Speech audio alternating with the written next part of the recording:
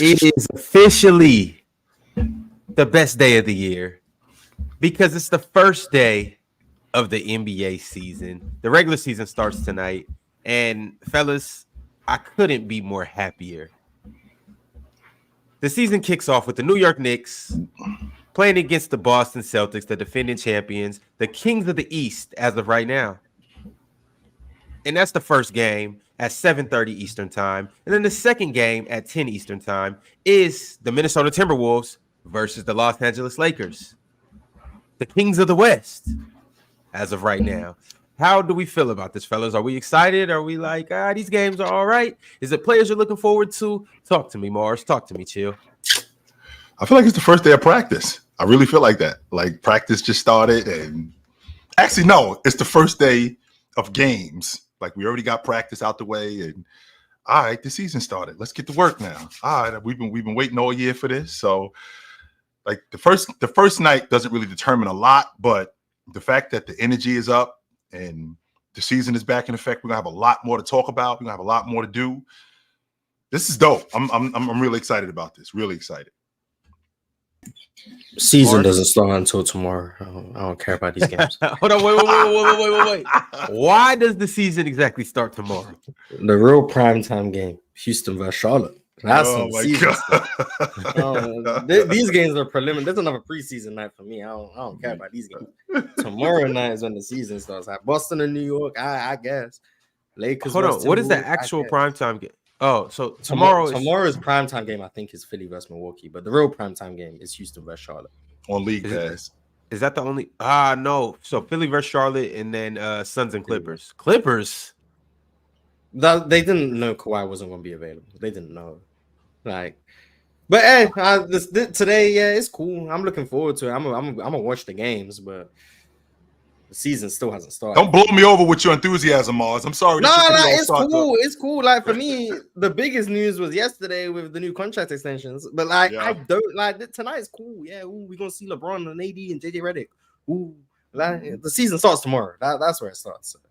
Not just because your crew is playing, but because the NBA really opens up tomorrow. These first two teams, these first four teams, this is to be expected.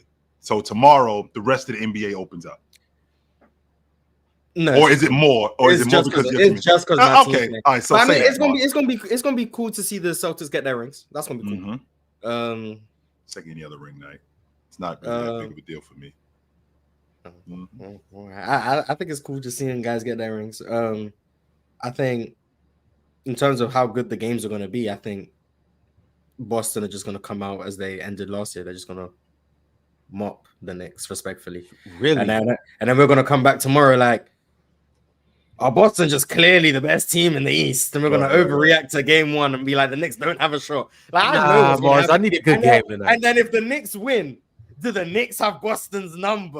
Was Boston a fluke championship? Like, I know how we're going to be, and I know how the media is going to be tomorrow. So I'm just looking forward to that, the narratives that get formed of game one.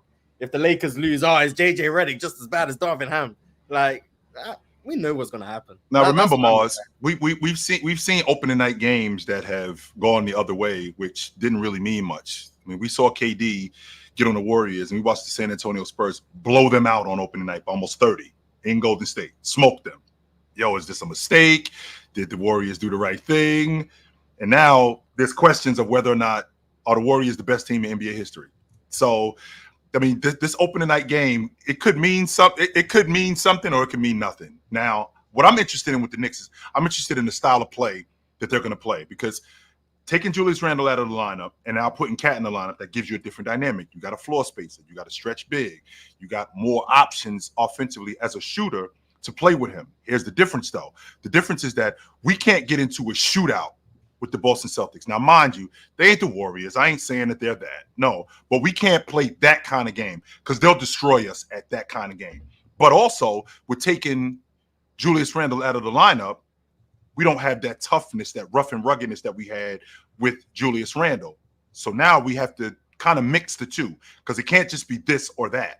And I'm interested to see how they come out and what kind of style they're going to play against the Boston Celtics. The Celtics have already proven to us this is who we are. They're a long ball shooting team. They're a rebounding team. They play great defense. You're going to get production from 1, 2, 3, 4, 5, 6, 7, 8, 9. You're going to get production from 8, 9 guys legit. And it's all going to be the same way. So there is no mystery about how the Boston Celtics play. The mystery for me is how the New York Knicks play and how they're going to now counter what the Boston Celtics do. They won't counter it. They'll just lose, and then that's it. But have you heard like the things Joe Mazzulla's been saying? Yes. Do you like what he's been saying? Yes. And the reason why is wait. Hold on. Before you get into that, Chill, what has Joe Mazzulla been saying? I want to make sure that we've all heard it. So we'll start. Go ahead. No, go ahead. So we'll start with him talking about the media, that it's just words, that I don't really like. Your words can't hurt me. And like none of you guys are invited to my funeral in 40 years. So that doesn't bother me at all, Mars, off the strength that what he wants to do is, as a championship coach, he wants to keep his crew insulated. He wants the stuff going on outside to stay outside. Keep that stuff out there. What's going on in here stays in here. Whatever problems we got, just like him telling Drew Holiday that if I'm not authentic, call me on it. If I'm not being honest with you, call me on it. And I think that when you have a crew like that, when you have a coach like that, I think that brings the unit together.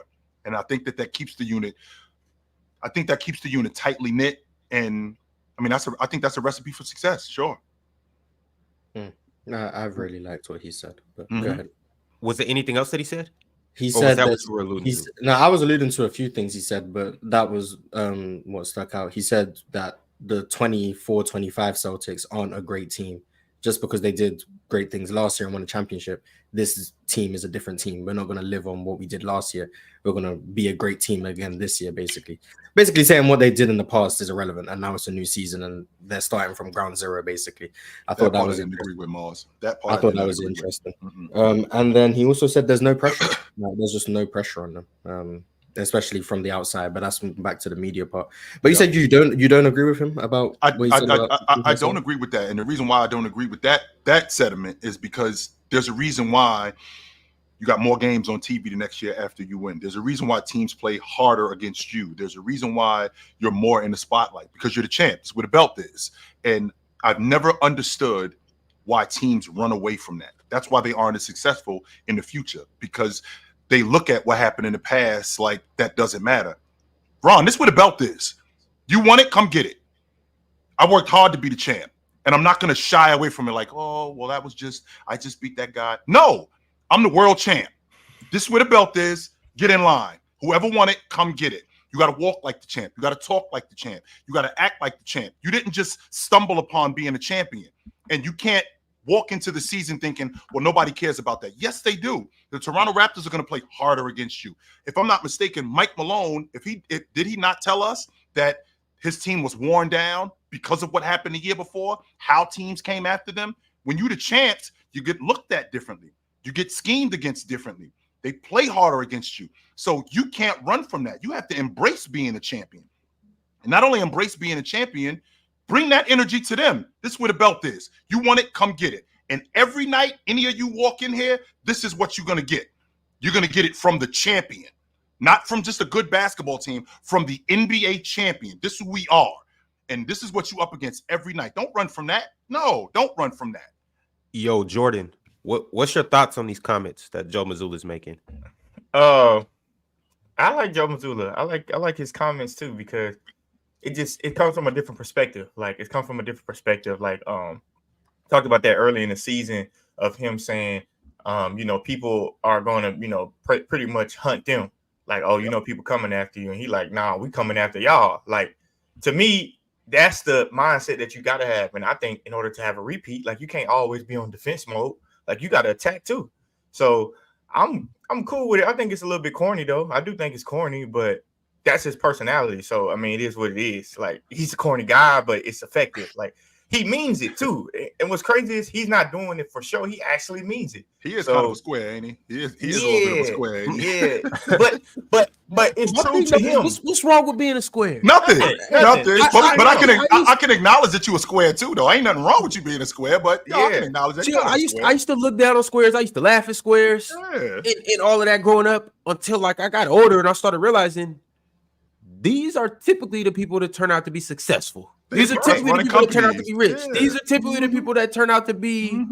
I mean, getting good grades is kind of an indicator that that's a you're good going to thing. get good grades in actual I life. love nerds. I'm a huge nerds fan. I love nerds. Man, look, them. Shout out all the nerds in the chat. I love them.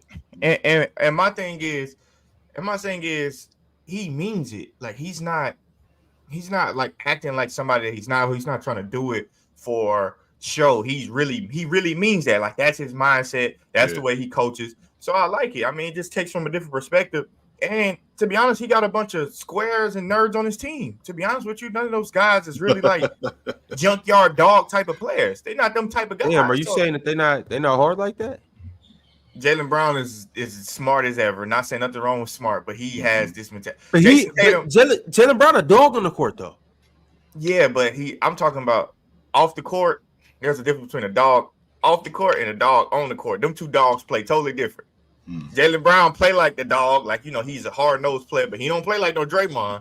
He not there playing like Draymond, doing whatever it takes to win. That's not Jaylen Brown game. He's kind of like that type of guy. Jayson Tatum is a little bit but he smooth. He's a dad. He chilling. And then you got Porzingis. Jordan, what? Yeah, you wild right now, yo. Everybody in the league's a dad. Yeah, you wild. No, I'm talking about like he's young dad. He got his little kid school. He got his little kid Deuce with him. He's not the only young dad in the NBA. I know, but I'm saying Jayson there's different Tatum type of assassins. There's different type of assassins. There's dudes who run up. Ant's a young dad. Isn't Ant younger than Tatum? Yes. Ant and Tatum is two different guys. Anthony Edwards be rapping. He be rapping. Tatum ain't doing no rapping. He wild. Anthony Edwards comes to the game sagging. Tatum comes to the game clean. New haircut, all of that. Fresh. You never catch him without a haircut. That ain't Anthony Edwards got a widow's peak. He ain't doing that. Come on now. That's what I'm saying. Like then you got Derek White, stand-up guy. That's their mentality. And he ain't got he acting like how his team act. That's it. I just think it's I agree think with it's it, good though. I do. I just don't agree with the running from or what happened last year is last year. No, it ain't, man. No, it is not. You are the champs. Embrace that. Don't just look at what happened last year like, all right, this is a new year. Yeah, it is a new year, but we still the champs. And as the defending NBA champs, that's how teams gonna look at us. They ain't looking at us like, well, it's a new year and all right, let's see what happens. No, they looking at us like, in order to get to where we trying to get to, we got to go through these guys. We have to deal with them, and you have to embody that attitude. Yep, this is where the door is. In order to get in here, you got to get past me, and we've worked to get here. And in order for us to, and in order for you to get by me, you got to do more than what I did, and I don't think you can do it. Look, Chill, it's like playing 2K. Mars, I know you play 2K, but you getting that wreck. And then you get a team full of like nerds on there on 2K. Then you get a team full of guys who just yapping, and them nerds kick their ass every time. And then they start talking trash after. That's the Celtics. That's the Knicks trying to go get the Celtics. How the hell? That's what it is. How the hell? I'm telling you, bro. You used to get on 2K and you be talking mad crazy, and then these just nerds that never played basketball before, but they know how to play the game, and they kick your ass. How these dudes just beat us? What the hell? I don't even play video games. And then you just stuck out. That's how it go. What I meant to ask you this too, Ron, because I was looking at the league MVP projections because the reason why I'm bringing this up is because the Celtics play tonight, and it was a direct challenge. Am I out of line to ask Jayson Tatum, yo, why can't you win the league MVP this year? Because I watched Derrick Rose. I watched Derrick Rose get in front of the camera and say, why can't I win the league MVP? So you on the best team in the best, you're the best player on the best team in the league. Why can't you win the league MVP this year? You talking about Jayson Tatum? Yeah. Why can't he do it? Sure, I actually don't think that's crazy. I ain't about to start hating. So, well, Morris, here's the thing, though. It's not hating, Mars. It's not hating, Mars. It's legit logic from you. Why can't I win the league MVP this year? He's not good enough. He's not good enough. Mars, I don't know if really. Now, when you say I'm not trying to hate I'm very interested to have this conversation, Mars. When you say good enough, what do you mean good enough? Does that mean that the best player in the league? Does that mean the best player on the championship team? What do you mean he's not good enough? I mean, he's not good enough at basketball to be the MVP of the NBA. Really? So who was good enough at basketball? So the person who won the league MVP, he was better at basketball than the other guy who didn't win it? No, I just think you have to be within reason. I just don't think he's within reason of Jokic, Embiid, Giannis. I just don't think he's close enough to them to where him winning an MVP because his team wins more games is going to be valid. I don't think people are going to accept that. I don't think voters are going to pick him. I just don't. I think the way the MVP has changed 10, 12 years ago, I think if Boston wins 65, 66 games, Jayson Tatum could win it. But the way now they've gone more towards the individual than the team, I just don't think he's a good enough player to where they're going to justify giving him the MVP because he wins 8 more games than another team. I just don't think they're going to do that. So because he's not in that tier of player, because when I think about the players, so when I think about the players that have won the league MVP over the last, I don't know, let's just say 5 years. So it's Giannis, Joker, and Joel Embiid. These are the guys who. Those are the last 5. That's the last 5 MVPs. Yeah, Embiid not winning. He's going to play 65 games, but those are the last 5 MVPs. These are the last 5 MVPs. Now, with these being the last 5 MVPs, you can argue. I think Joker's the best player in the league, right? Yeah. So the fact that he won the league MVP, I think I don't think that just because he won the league MVP, he was the best player. I still think he was the best player in the league. That just compounded it. The fact that he won it. Okay, Joel Embiid, when he won the league MVP. Was he the best player in the game? I'm not going to go as far as to say he was the best player in the game because I don't think he was better than Joker, but I think he was that caliber of player. I don't think that Jayson Tatum is in the category with Joker. I don't think he's in that category with Giannis yet. I don't think so. However, what I do think is it because his team isn't as is it because Giannis' team isn't as good as the Celtics? Is that why you like saying no? That? I just don't think Jayson Tatum is as good a player as Giannis. I think that Jayson Tatum is a fantastic player. I just don't think he's as good as Giannis.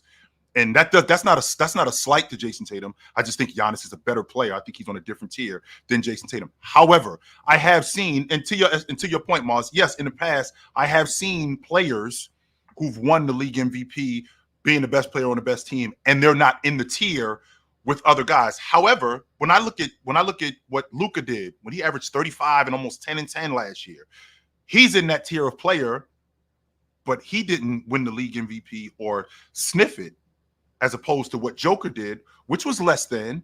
And the same logic with SGA, who finished second. I mean, I think Jayson Tatum is better than him. I don't look at SGA as a player that he's in a different tier than Jayson Tatum. I think Jayson Tatum is better than him. They're in the same tier, yeah, sure. But in my estimation, I think he's better than him. So for SGA to win the league MVP, Ron, why are you looking like that? We're not trying to hate today. We're not trying to hate. Nah, Mars. It's officially a new calendar year. It's a new year. It's a new day. It's a new season, and it's a new sheriff in town. And it's not Jayson Tatum. Chill. If you would have asked this question, can SGA win MVP? Everybody in the chat would have said yes, definitely, absolutely. I believe he can win MVP. Right. Chill, you would have said yes. Jordan, you would have said yes. Mars would have said I haven't actually won an MVP last year. And I would have just nodded my head. Swiper would come up here and say that. Ox would come up here and say that. Ticket would come up here and say that. Dub would come back from the open gym graveyard and say that as well. Everybody would say SGA can win MVP on a team that's gonna win less games than the Celtics. All of us haven't projected to do that. So why can he do it, but Jayson Tatum can't do it? Right. Exactly. Why? Why is it the case? Right. Why is that? Are we going to say it's because Jayson Tatum's a dad? No, we're not going to say that. No. So why is it the case? Can you guys please explain that to me? Because here's the thing. Jayson Tatum averaged 32 years ago. Obviously, they do have a better team, but we believe he wasn't in the. And by the way, Ron, he wasn't in the conversation with his. Hold on, no. Check it out though. What I'm saying is he's done it before. Yep. He can. It's a chance he can do it again. Facts. We know SGA is going to average 30 this year. No. So I'm saying if they both can hit that 30 clip, why can one of them do it, but the other person can't? There's no reason why. And to Mars's point, when you talk about being that caliber of player. Your stance is because in the past they've given it to lesser guys who weren't on that tier. The reason why I have a difficult time with that is because then why haven't they given it to other guys who were on the other tier? Like I don't know how much more Luka could possibly do to not be the lead. I don't know what else he could have done. Why hasn't he won the league MVP? The narrative would change for Luka Doncic too. If Luka Doncic had a team like Jayson Tatum. And he did what Jayson Tatum, he would win the MVP too. The narrative would change for certain people, and that's how the MVP has always been. It always changes for certain people. So I don't know. Chill, you asking a legit question about why this and why that, but the Tatum one, I'm curious to know what Mars think why, like, where does Tatum have to be statistically and team wise in order for him to win MVP? That's what I want to know. I don't know what stats he needs to put out. I just think he has to be close to the level of the guys who are better than him. Jokic is the only one that's going. Jokic and SGA is the only two that's going to be up there this year. I think maybe Giannis if Giannis plays. Yeah, Giannis too. But I just think they're just better than him. I'm not. He could put up 28 if he's the same guy he was last year. I'm gonna say the same thing. It's not about the numbers to me. I just don't think they're gonna give an MVP to someone who's inferior to these other players because his team won more games. That's all. That's my opinion. I mean, with his numbers too, though. I don't know, man. I might be wrong. I'm not going to be here protesting if Jayson Tatum was an MVP. I'm gonna be wrong. I just don't think we're at a point anymore with how they've changed how they value things. I just don't think we're at a point where they're going to give an MVP to someone who's inferior because his team won more games. I just don't think that's going to happen anymore. So if that's true, then what's the story with Jalen Brunson finishing ahead of Jayson Tatum in league MVP votes? Because I think Jalen Brunson also is another player who is inferior to Jayson Tatum. I don't think he's better than Jayson Tatum, but Jalen Brunson will never win. Are we sure about that? So if the Knicks would have won 60, I'm confident Jalen. This is what I'm asking you, because like you just said, Mars, if we look at the tier of players over the last 5 years, it's been Joker, it's been Joel Embiid, and it's been Giannis over the last 5 years, right? So over the last 5 years, those players are arguably the best players in the game. However, if Jalen Brunson and this New York Knicks team end up winning, I don't know, let's say they win 58 games, 60 games, and he's the best player on that crew, and it's largely due to him with the New York media, with the narrative that they have in New York. Is it unrealistic for me to think that Jalen Brunson couldn't win the league MVP? There was conversations about it last year. Not only was it conversations about it last year, there was also conversation about Ja Morant. Not to say that he was going to win it, that he could win it. So with that being said, that tier of player, we've seen lesser players who aren't on that tier win the league MVP. I understand what your logic is, Mars. The idea that you're not on that tier, you're not as good a player. So I don't think that that's what the case is. I think the case is more, how valuable are you to your crew? You being a great player matters. I won't argue that, Moss. That part I won't argue. But how valuable are you to your crew? Winning matters. Jayson Tatum, why can't you win the league MVP if SGA, who I think is an inferior player to you, not by much, but I think he's an inferior player to you, why can he win it? Because I don't think he's on the same level with Joker. I don't think he's in that conversation with Giannis. I don't think he's that good. So why can he win it and Jayson Tatum can't win it? I think the Shea point is interesting. I think is hearing talk about. I think Shea is probably closer to Tatum than he is to the Jokic's of the world. And facts. That's what I was saying. It's the same thing to me. Yeah, I'm comfortable saying Shea's better than Tatum, but I'm also comfortable saying Jokic and them are better than him. So I can understand. Maybe Shea might not win it. I'm more comfortable saying Shea won't win it than I am saying Jayson Tatum will. But I mean, it's possible. I highly doubt with the way the precedent seems to be going. The last time a less than player won the MVP was Derrick Rose. Everyone else has been one of the best players on the planet easily. And that's not me saying Derrick Rose wasn't great. I'm just saying post Derrick Rose is LeBron, KD, Steph, Russ, Harden, Giannis, Jokic, Embiid. Like, those are like top 5 players on the planet, undisputed top 3 players on the planet for the most part. Like, I just think they're going in the direction of you have to be one of those S-tier players in the NBA. And while I don't think Jayson Tatum is that, I don't think he's going to win it. But it's definitely possible that Jayson Tatum will win it. But you asked why wouldn't he? That's the reason I think he wouldn't. Sure, that's fair enough. Because and I know we got to move. I know we got to move on, Ron. But there, you can have a conversation about 5 players during that time when Derrick Rose won the league MVP that are better than him. We could have a legit conversation. But I can bless you. But I can also, like you said, lesser player. I can also talk about, was Russell Westbrook a top 5 player in 2016, 2017? I'd need to hear the 5 names you think are better than. So James, borderline. So James, when I think about 2017, so on James, LeBron James, right? Yep. Yeah. James. Okay. Harden. Okay. KD. Okay. Steph Curry. Okay. What, you gonna say Kawhi? I was gonna say Kawhi Leonard. Yes. No, not in 2016. That's Mr. Triple Double. I can see it. No, 17. 2016, 17. I can see a world where Russ wasn't top 5. I also think his MVP is such an outlier historically that Right. maybe he can be the exception to the rule. I don't think Jayson Tatum is going to fit that bill. But I would definitely have the conversation that Russell Westbrook wasn't top 5. I would have the conversation that he is and that he isn't. I don't think either one is crazy to say. If I was, I think the consensus would be he was top 5. I think that's what the consensus would be. But I can definitely see how he wouldn't be. I just think he's such a historical outlier that I don't think Jayson Tatum would apply. See, Mars, I actually disagree with you, and I get what you're saying. But remember, we talked about this in our MVP episode where we talked about what's your criteria. They don't just outline, okay, these are the 3 best players in the league. These 3 players have to get it, even though it kind of has seemed like it's went that way because the 3 players have just been putting up buku stats, Giannis, Jokic, Embiid. But I actually think, and I kind of did this in my MVP list, I believe that this year it's going to change. And I think we're going to see a first-time MVP this year. And I think it's going to be one of these younger guys. Luka, Ant potentially, Ja if they win enough games, Jalen Brunson if they win enough games, Jayson Tatum if they win enough games. Obviously, Jalen Green if we win enough games. Yeah. I mean, hey, look. Ain't no in here, Mars. It is. Hey, Joy. If they finish at the top of the West, Jalen Green or Sengun, they have a horse in that race. But I think one of these teams, and either they're going to finish at the top of the West. SGA, they're going to finish at the top. Obviously, we're expecting the Celtics to finish at the top of the East.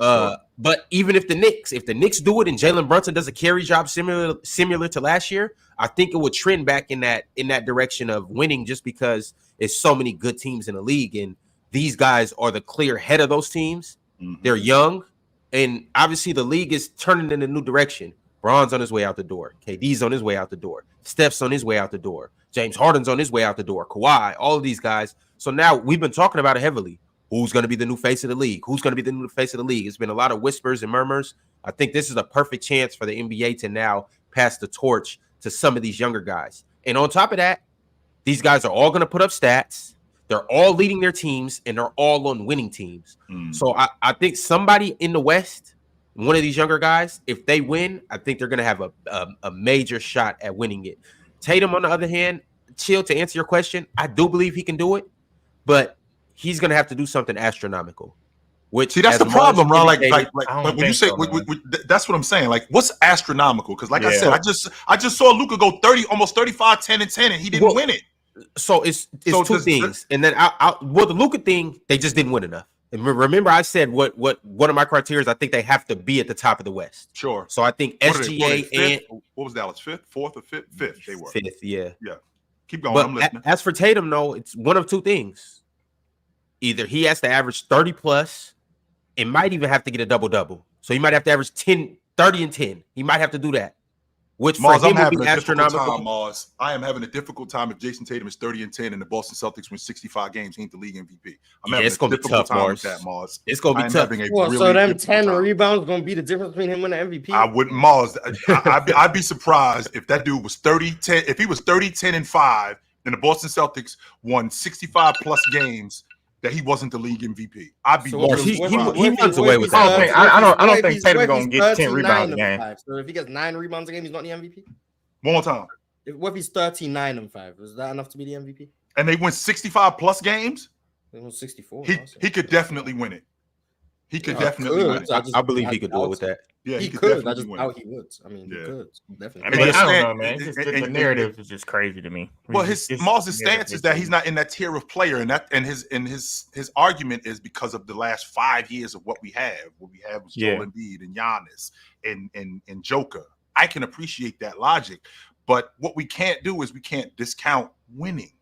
We can't discount that stuff. And don't get me wrong. That's what they seem like we've been doing. No, we haven't, because the Denver Nuggets, I think they finished tied for first. Better than them. The Celtics are just better than these teams. That doesn't mean Jayson. That's what I said.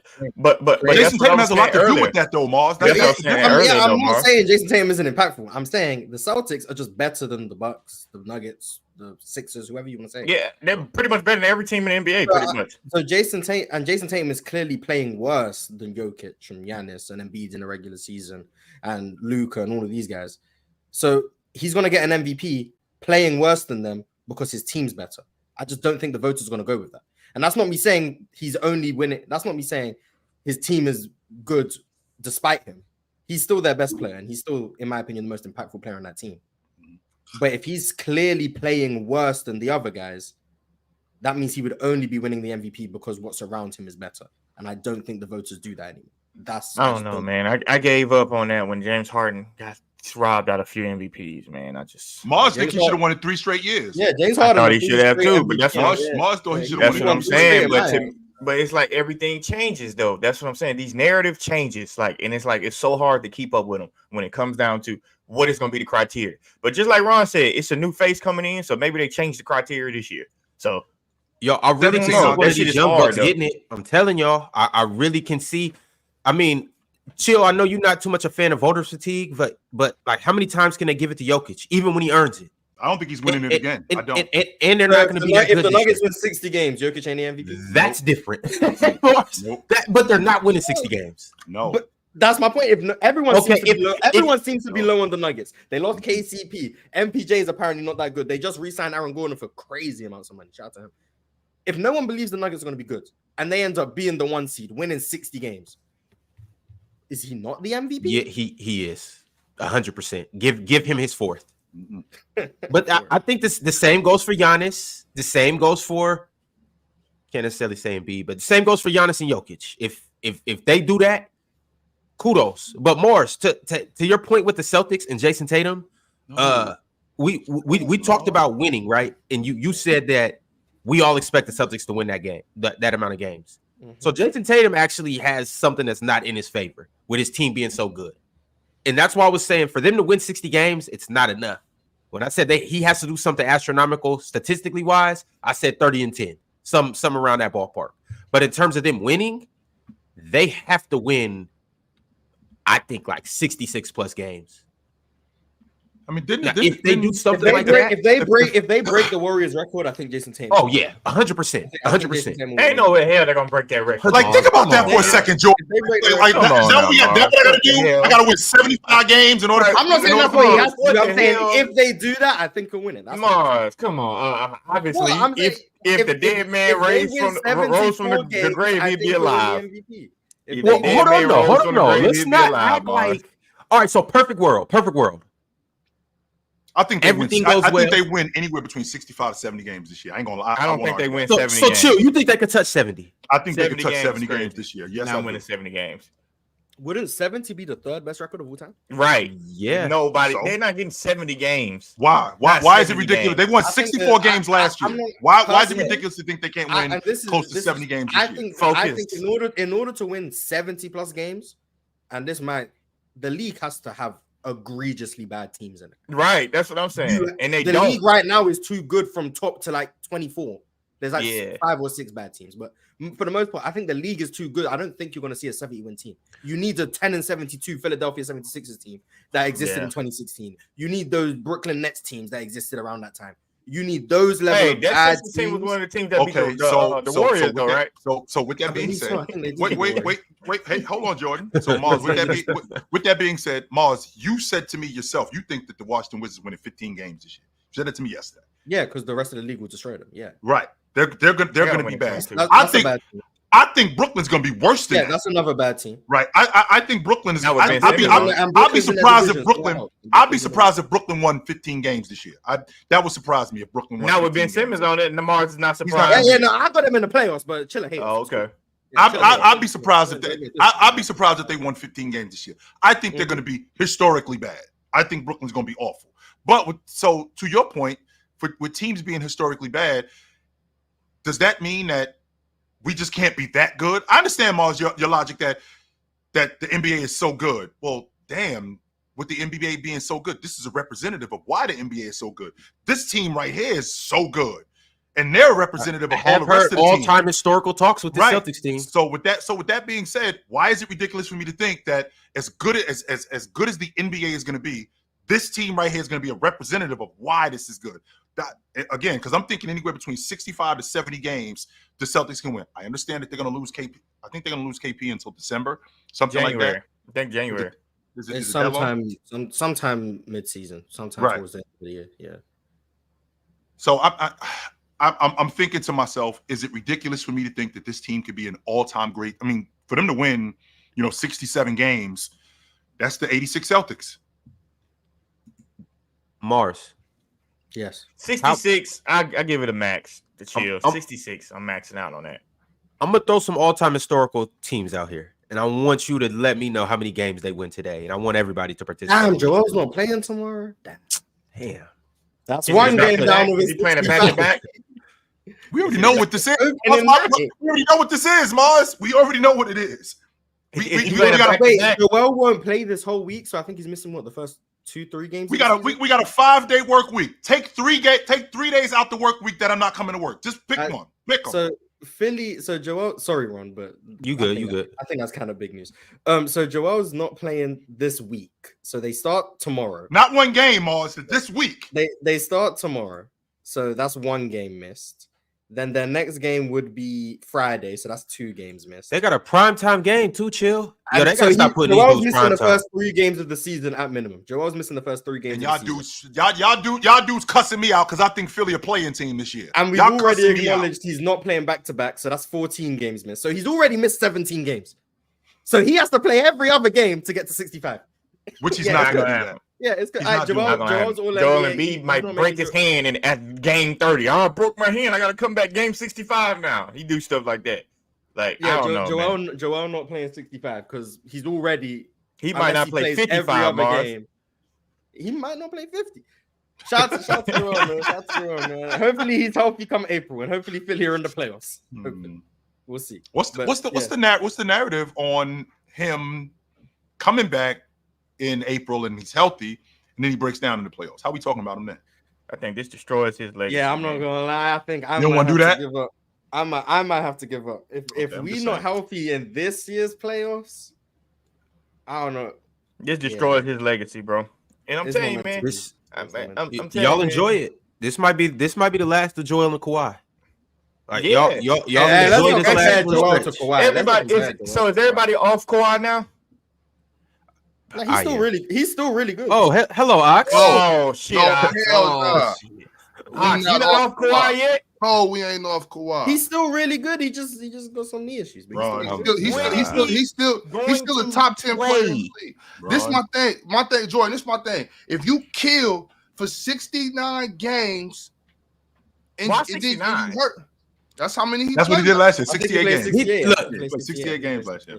Keep going, Ox. With the freaky ass knees, he's not killing for 69 games. Keep going, Ox. If you kill for 69 games, I don't want to, because that's the thing. Chill will do that every time. If we ranking how the series was, Chill will be like, but he gonna break down. Yeah, but he played 69. And he does. But in those 69 games, he is 69 guys. Top 10 player. Hey, Ox, you can't run 80 yards in a 100-yard dash and ask me to put you in the same category with the dudes who ran 100 yards that you faster than them. You chill, but talk about I was 8 yards ahead of him for the first 80. That's probably during the last 10. Don't give me. No, that's not even what happened. Don't give me. I'm not asking for no ribbon. Would he trip over the last hurdle? I'm not asking for no ribbon. I'm not asking for no medal. He didn't even trip over the hurdle. He just tore his hammy. He was at the 80. Chill. They was at the 65. He was dusting them dudes. So it's obvious who's better. It's obvious who's faster.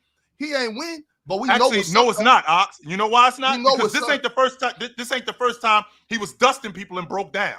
This ain't the first time that this happened. This is it happened every year. This is the sixth race we've seen him in, and he's ahead of the field like this, and we already know what it is. We're gonna walk him down because he's gonna get to the 60-yard line, and then he gonna break down. Yeah, we already know what that is. Chill. No, that's crazy. I can't dispute that. Y'all, those are all facts. I cannot dispute that. All I'm saying is we see that he's still talent-wise a top. For the sake of y'all, I'll say top 15, even though I know it's top 10. I'll call it top 15 just to make it more comfortable for y'all. Kawhi Leonard is obviously, as far as talent goes, a top 15 player in the NBA. Yeah, he's hurt. He got a bum leg. I see that. I know it's almost over for him, but I'm not done. It's not over to the fat lady scene. Yo, Ox, I'm just gonna say this, and then we gotta move on. Ox, this is all I gotta say to you. and we're about to get into this in a little bit, but Jalen Green just signed a new innovative contract. Yes. All right, we'll get to that in a second. But I'm saying Kawhi should follow in Jalen Green's footsteps, and he should sign a new innovative contract too. And go get a baby mama like that. I'm gonna play the last 2 weeks of the season, and I'm gonna sign for the playoffs. All right, him and Joel need to just do that. Kawhi got more bread though. What you mean he got more bread? Kawhi paid up. Yeah. All right, cool. So I'm gonna play for free then. He's not playoffs. No, they need to go to Kawhi. Oh, I see what you're saying. He needs to skip the whole season. As a matter of fact, Ox, you said he was running the first 80 yards of the 100-meter dash. He needs to run the last 20 meters. Yeah, that's what he needs to do. I'm not gonna lie. I think Ron's partially trolling, but I do kind of agree. Like he might need to play the last 30 games. I'm not gonna tell Kawhi to take less money because once again, this is we ain't doing that. Do what you can do. Mm-hmm. But I think rationally, if he cared more about winning than he did about securing his long-term wealth, which I'm not saying he should, I'm just saying if he did, there's a world in which a guy like Kawhi, who has the injury issues he has, takes less money so that his team can build a better unit so that they can get to the playoffs without him. That's not Kawhi. So that he can then play in the playoffs at full health. Now, I'm not saying Kawhi should do that. Sure. I'm not saying anyone should do that. But I'm saying there's a world in which that's possible. Where if you know you can't get through a whole season, you take less so your team can get to the playoffs without you. I'm saying I'm not saying Kawhi will. I'm just Mars, I know how you feel about it, and I'm saying he should 100% consider that. There's a level of integrity that you need to have when it comes to business as well. You know what I'm saying? So I understand everybody. Well, that's the problem, Jordan. Everybody else talking about, oh man, take as much money as you can get. Like, that's what's wrong with the world right now. That's what's wrong. That's what's wrong with the world right now. Chill, everybody. Oh, I can get that. I'm taking all the money. Like, hey, you can't. But the problem, the difference is Kawhi just played 68 games. So I'm like, okay, cool. But if Kawhi would only play like 30 games and was on that, I would be disappointed in him, honestly, because I feel like you need to have a level of integrity. I'm never. Kawhi played 68 games. How many games in playoff? I've never once been the type to feel like all money ain't good money. You know what I'm saying? No, if you can't get the job done, and you know realistically like, oh, I'm not gonna be here, then I just don't think it's right just to take all the bread. But money ain't the end all be all to me. You know what I'm saying? Money's not God to me. So that's why I look at it that way. You know what I'm saying? Ox, do you think that there's a feeling, and I'm speculating here, do you think there's a part of him that knows, yo, this thing is probably over, so I need to get what I can get before I get out of here? Yep. It's possible. That's what I would be thinking. That's what I would be thinking. Yeah, but I'm saying though, at the same time though, like, but yeah, sure, I guess so. I know I can't go, but they still willing to offer me 150. Hey, yeah. I gotta pay for that. I gotta pay for that helicopter that he used every day to get to and from practice. That's all I'm thinking. I'm thinking about the other stuff. That's what I'm thinking about. I'm thinking about the other stuff. I'm thinking about what you're talking about, Ron. I'm thinking about in 10 years, you dudes ain't gonna care about me. Like when I can't walk when I'm 45 because my knee, I got the knee of a 66-year-old and I can't walk, and I've been out the game for 10 years. You dudes ain't gonna care about me. So I got to do what's best for me right now. And you know what's best for me right now? The fact that I played 68 games and the Clippers said, you know what? We think you got more in the tank. I'm pretty confident that I don't. But there's $150 million on the table. I'm not saying no to that. Kawhi, they don't know that. No, Cap. No, Kawhi literally takes like an hour and a half to get ready for practice. I'm pretty confident I don't. You said an hour and a half? Yeah, he take like an hour and a half to get ready for practice, bro. He got like a guy that just work on his knee like for a very, very long time, bro, just to practice. So yeah, I'm not talking down on Kawhi because I know that he worked hard as hell just to practice. Like it's not that he's not working hard. That's not true. Like he works hard as hell to practice, but it's like, at some point, this is not a shot at Kawhi. You can't get that good and you ain't working. Nah. It's not about that. He just probably should retire. Like I agree with Stephen A. Smith. He probably should retire. Like to me, it's like he can only help the team in the regular season. Like in the playoffs, he's just not able to help them. That's a big deal, Jordan. I hate. Yeah, but it throws off their rotations, though. It throws off everything. Let me finish rebuttaling you. I hate how you and Swiper do that. You and Swiper are notorious for acting like the regular season means nothing. know what I'm saying? Like if I ball out in the regular season and give my team a advantage in seeding, that's a big deal. Like the regular season is huge. But that's not what I'm saying. I'm saying this is like I agree with you. The regular season is good, and I'm glad Kawhi can do that. But who wants to play a perfect regular season and we ready? And then when playoffs come, the biggest hit come to our lineup. Kawhi Leonard's out. So it's like that shit sucks. Like, that shit sucks. It's like let the other guys kind of, get into rotation, kind of know what we getting from them rather than surprising the shit out of everybody when we get to the playoffs and we got to face KD and Kawhi not there. Right. He been there all season. You know what I'm saying? I definitely feel that, bro. Look, first and foremost, Jordan, I don't know if you know this, but like I'm a Kawhi Leonard. I've been a fan of Kawhi Leonard since high school. We've been trying to talk to Were you a fan of Tony Snell too? No, I didn't know about Tony Snell. He was in the same team as Kawhi. But I just knew we've been trying to talk Ox off that ledge. So I've been a fan, and mind you, this is a guy that I'm the same age as, and I'm a fan of Kawhi Leonard. I'm a huge fan of Kawhi Leonard. I just don't want to see him go. I agree. I'm a fan of Kawhi Leonard too. I'm not just on here trolling Kawhi Leonard. I'm just saying, like, it's very, like, from a realistic standpoint, it's very hard to get behind that train when I'm telling you, he takes an hour and 30 minutes to just practice. Like, that's not even a game. I think that shows something. I think that shows how bad he wants to play basketball. He wants to play. He just act like he don't want to play. He wants to play. He can't. That's one of my favorite stories. Is when Pat Bev talk about how he talks in practice, and how he talking about, like, if he can't defend, why is he out here? Switch. He like switch. What's he doing here? What he said? If you don't got no straps, you can't play. You know what I'm saying? I love the way Kawhi thinks basketball. I love the way Kawhi plays basketball. Hey, I'm gonna hate that Kawhi gotta go. Man, Kawhi is a good dude. Good dude. He's totally different from what y'all see on the court. Off the court, he's pretty cool. But I'm saying he just can't play. Like, to get that physically, he can't do it. Physically, yes, his mind wants to do it. He's a strong-minded player. He has this mindset. He just can't do it though. Like, I can't see it, and I can't see him having a surgery on his knee to where, like, they give him a Lonzo Ball knee. Like, I just can't see that. Like, it's too late for that. Yeah, it's too late, and he can't do it. Zero, man. They should have. In the last run that ACL, they should have done that. In that last run that Kawhi had, where he could do this same strategy and it worked, was with the Raptors. That was the last little bit left he had in the tank. It's not going to work with the Clippers because Toronto had a good enough team to where that's what I was just about to say. The Clippers haven't had a good enough team like the Raptors who clicked on all cylinders. In 21, if he won a tour, because he tore his ACL. He was still. They was going to the finals that year. Yeah, they was going to the finals. Who was going to the finals? Yeah, and then he got hurt. No, That wasn't. No. I was with the Clippers in 2020, and I would say they wasn't going to the finals because that wasn't the knee. That wasn't the knee, though. That wasn't the same 2020 was the bubble. The next year, they was not going to the finals. I was with them. I'm telling you, I was with them in that time. They barely played. None of us can say whether or not they was going to the finals. All I'm saying is that year, because you said he didn't have nothing in the tank since 19. I'm saying in 21, he was balling.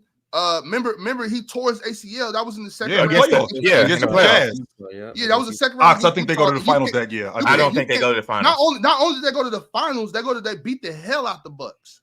No, I don't. That final should have been the Clippers and the Nets, but I don't even think they go to the finals. Look, and I wouldn't think they go to the finals. And I was like with them in busy, Morris. Yes, but listen, the whole season, them guys barely played. Like, and I kept saying that. One day Paul George played, the next day Kawhi Leonard don't play. Then Paul George, no Kawhi Leonard. Then Kawhi Leonard, no Paul George. And then there's Lou Williams, and it's like, God damn, when are y'all gonna play? And I kept saying that. How can you say this team is complete when they never play all together? And to me, that's very because what complete is to the team strategy ain't complete to what you want complete to be. I don't think you look at it. That, like, you don't have to understand this team's game plan for it to be a good plan. Just because we don't know what's going on, don't mean that they don't got something. But how many teams have you seen that has won a championship that has had inconsistency in lineups all season? All season. There's got to be a few. Yeah, I can't just Well, come come up on, with that off the come top of my head. I can. What you I want me to can. know the line? Yeah, I'm sorry. Okay, well, we Just make this talk to us, You're Chill. gonna be like in We- 1983. all season, sure. How about the Miami Heat? Inconsistency, So all season. how about we start with Shaq in 2005, 2006? Okay. Shaq missed the That's first one 20 player. games. Yeah, Shaq. That's I'm one sorry, player. he What was about arguably two? their best player. They're all league performer. He was in and out the lineup. He had rolled his Okay. ankle. He missed the first 20 games. of the Okay. year. All right? Let's go So- to that 2019 But roster. chill, a rolled ankle is a little different than degenerative Yeah. knees. a big man. Yeah, but was ankle and 400 knees pounds, is bro. But completely that's different. not the question. The question Like, is what- guys being in and out of the lineup. That's the question. No matter It's- why And he also said guys. He didn't Right, say right, a guy. He right, said guys. guys. Guys Multiple- being in and out of the lineup. Sure. Now, again, Shaq missed his first 20 games of the season that year. Right, he was in and out of the lineup. How about that? How about that Miami Heat team when in 14? But they didn't win the NBA championship. But Wade was in and out of the lineup that year. How many games did Dwayne Wade miss? That year, Oh, no, but they lost anyway, so it yeah, they did. Right. They lost. Yes. Fellas, nonetheless, we do got to move And on. LeBron, but whatever. Before we move on, though, I asked you guys a question earlier, Yeah, cool. and I think I only got Chill's answer. I want to ask you guys, Go Jayhawks. how many wins will the Celtics get in the best case scenario this year? What is the max that you could see them winning? Chill said 70. Mars, Jordan, and Ox. 66. 66? That's the max. That's the very max I see. I don't think they're gonna chase like crazy win totals. I think it's just about health when you get to this level. So max, I think they could tie the 97 Bulls, 69 wins. I think that's the max they could get to. we talking about the Celtics this year, right, Ryan? Yes, sir. Yeah. I mean, we all gonna be dead soon anyway. It don't really matter. What? That's All right. That's just what Joe Mazzulla. All right. I guess. Relax. They're not winning. Well, I forgot he said that, but that's Yeah, the reaction that I had to him saying that too, though. Yo, that did not land. I'm like, y'all didn't see that? My bad. Nah, you know what's funny? We were just Ox talking put the about it, goddamn but plane it in the just ocean. The runway right there. Oxton put the plane in the ocean with people on it. What the hell? I thought y'all seen that clip. My bad. no, we literally talked about it earlier this episode. It just went over all of our heads because it's Runway just such right an there. outlandish Oxton statement. put We're the gonna be plane in dead the anyway soon. everybody Because you on don't know the if Ox gonna be trolling or what. You don't know if Ox is trolling or if he just being serious. Like you don't really know. Troll. Oxton kill everybody on the damn plane. But runway nah, right there. I think 70 is a stretch. But I do think the Celtics are gonna. I think the Celtics got a different motivation this year. Facts. So I can see. They're definitely winning. At least they're winning 60. Let's call it 60. 66, 65. That's what I got. 65 plus games. So more than I got 65 games. 66. Y'all really don't think these dudes can win 70 games? I don't know if No. that more. I'm thinking in between 62 and 66. Mazzulla man gonna take them on a on a little hiatus just so they get their mind right. They ain't gonna win no 70 Even games. then, though, I be hearing that they got Chill has been the main one up here talking about they got a good bench. They got competent players. They can go 9 deep. Ain't good this, enough to and do the that third. though. They ain't good enough to play without a star though. They ain't got a good bench. Just ain't good enough to play without a star. You get That's my Peyton disagree. Pritchard, Sam Hauser lineup out there against the Wizards. They gonna win. They gonna I win. Against the just- Wizards. No, the Wizards gonna get Wizards confidence are- on them. The Wizards I gonna think get confidence on them. Ain't Sam Hauser get them 10 threes last season? Yes. Yeah, like the Wizards, they can beat the Wizards bench unit. Like with Just so you guys know, just a quick fun fact, just so you guys know, that team you talked about, Mars, that Bulls team in '97, Michael Jordan is the only guy in the last 50 years to be on a team that has won 65 plus games or more and not win the league MVP. That hasn't happened. Huh. Him and Who they give Kawhi. it to? Karl Malone? They give it to Karl Malone? Him and yeah, Kawhi Kawhi Leonard. in 2016. That's Yeah, what I was thinking. Kawhi in 2016. him and Kawhi Leonard, them the only two guys that have done that. So if the Boston Celtics win 66, 67 games,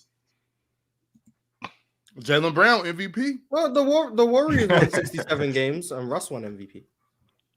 that's because Russ did something. Yeah, I just said there's another player to add to the list. Stephen KD. I forgot They won about 67. Russ. I did forget about Russ. Yeah, My come fault. on, man. Yeah, I forgot about I'm Russ. locked in. I'm Yeah, I locked in. forgot about Russ. All right, fellas. I want to talk about the even Knicks. considering, I'm sorry that they just won the league MVP the year before that. Yeah, not the point. I came up with one instantly. Shout out to everybody that's in here. I do want to talk about the Knicks a little bit. We talked about the Celtics heavily in this first part of the episode. I do want to talk about the Knicks. Before we get to that, salute to everybody in here. Happy National NBA opening night. Day. Yeah. It's a holiday. It's a national holiday. So happy you guys are here with us. Make sure you hit that like button. Make sure you subscribe. Make sure you become a member. And make sure you send through some super chats. Speaking of which, let's go ahead and talk a few about them. Or talk about a few.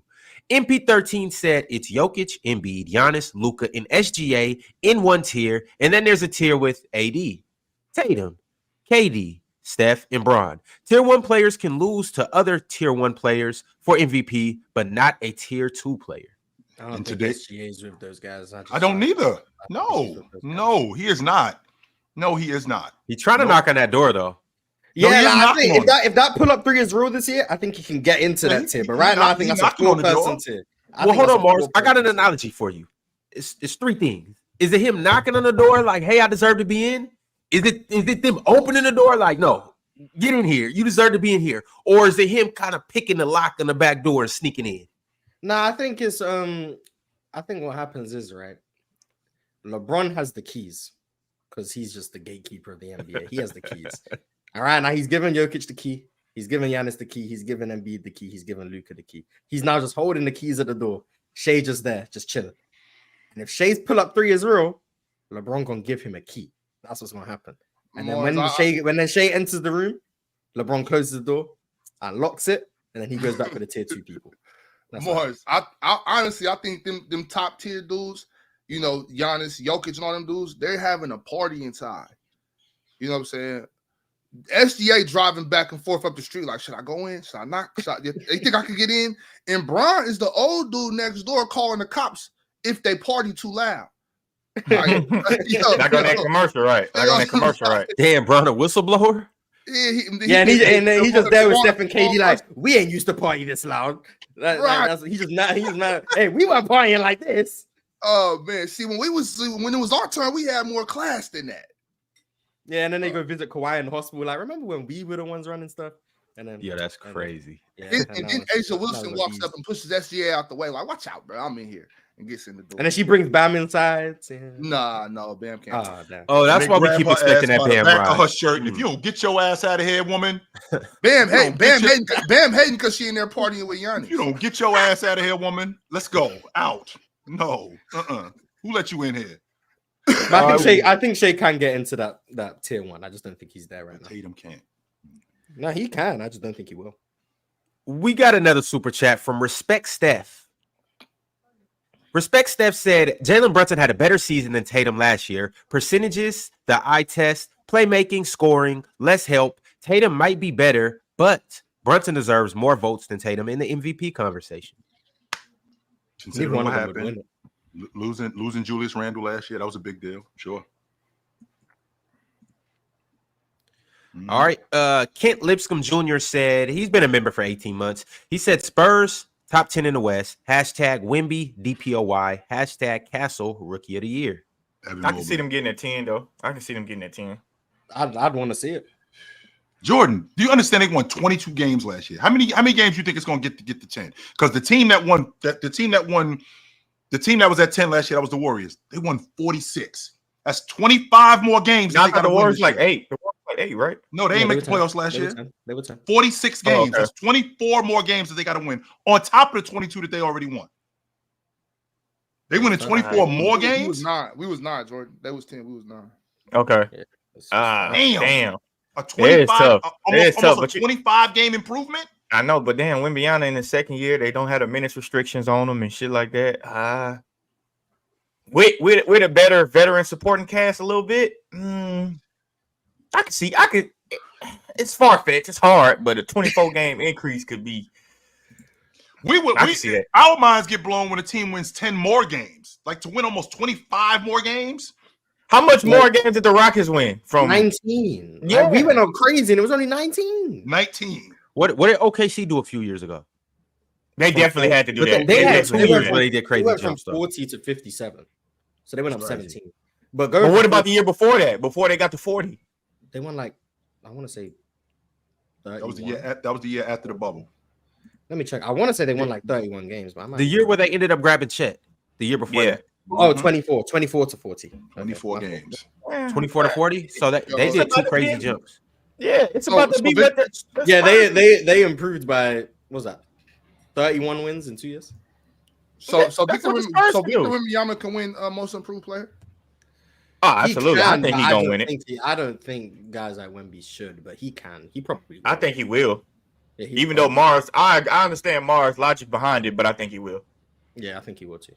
I 'Cause think He averages the probably thing like about- 27 this year and probably like 10 rebounds, probably like 4 blocks, damn near, if not 5. Shit. And he gotta play. If he play longer, shit. Oh man. the thing about guys like Stephon Castle, who is older, an older rookie, which I think is going to help because he's coming in Ready to play. yeah, ready to play, physically ready to play. I think that's going to help. The biggest problem that I have with people talking about guys like Stephon Castle and Rob Dillingham, Stephon Castle is going to work because that San Antonio team is going to be bad, so he's going to play. He has to play. He's gonna play with Pop. Pop don't play. You gotta do what he wants you to do. Dillingham, on the other hand, this is a guy who is getting on a championship caliber unit and playing behind Mike Conley. Is he ready to play immediately? No. Hey. No. Hey, y'all are tripping. No, Rob Dillingham. I've been meaning to say this. Go ahead, Mars. I've been meaning to say this, but go ahead, Mars. From what I've seen in the preseason, I don't know how much he's gonna play, but he looked decent. Like he looked Very inefficiently. He shot the ball very inefficiently. To me, it's kind of like the Cam Whitmore syndrome. To me, I'm just singling out Cam Whitmore, but I am. But it's just the fact that you get on a team with guys and you don't realize like how you are messing up their style of play.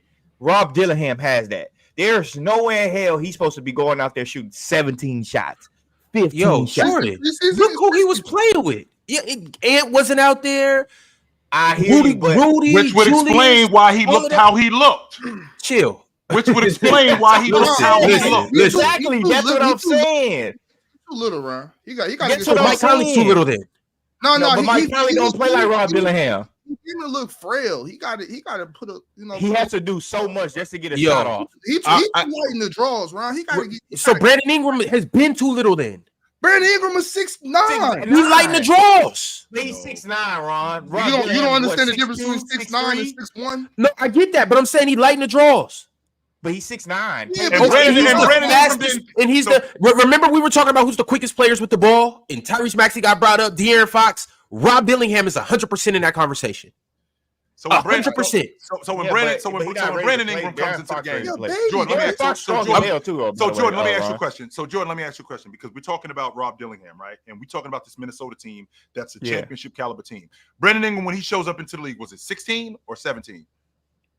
The 16 years. 16, 16. 17 season, Yeah. Is Brandon Ingram getting on that San Antonio unit and is he contributing immediately? Yes. Immediately. The Brandon 17 Ingram. Spurs? Yes. Yes. He's getting on that crew. Yes. I think I don't he's contribute the way that he contributed with the Lakers. The way people but talk about Rob Dillingham, though, like they talk about Rob Dillingham being a wasn't that star. good as a rookie, to be fair. but And this is what I'm talking about, Mars.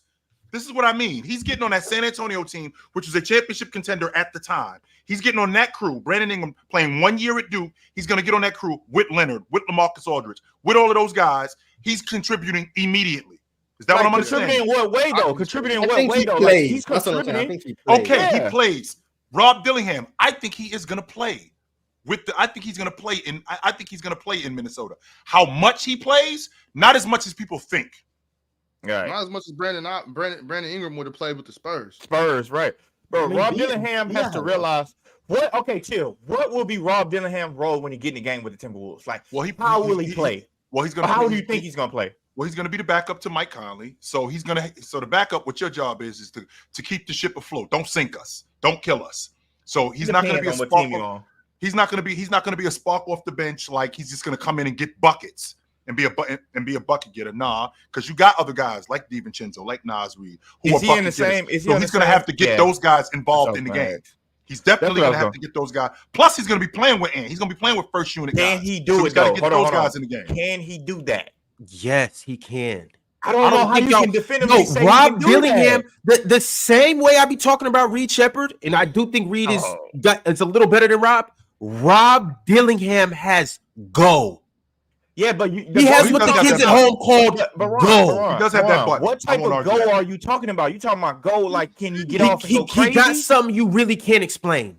Not like Rob Dillingham is he's a little different in terms of how fast he is, how quick he is. But he can score on all three levels. He can get to that rack. When he gets the ball, he has a different speed and a different gear that a lot of guys don't have. Put that into perspective. What Chill just said about you can't hit what you can't catch, Ox. This ain't the 90s. Like you can't touch Rob. You can. They call him. He the shift god for a reason.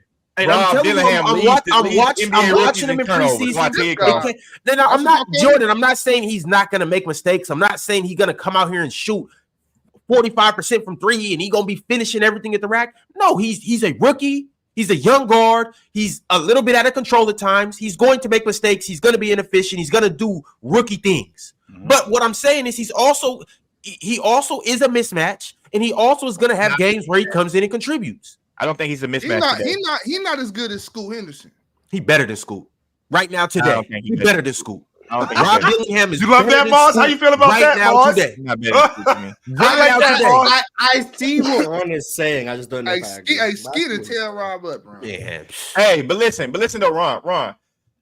My thing is, you naming all the attributes that sounds like somebody that's gonna score the ball. That's what you name it, like somebody that's gonna get buckets.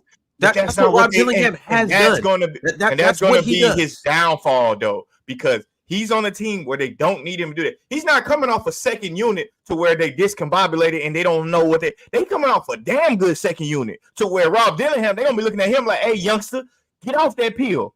Give it to me. Dante DiVincenzo, Nas Reed, Alexander Walker. Yeah.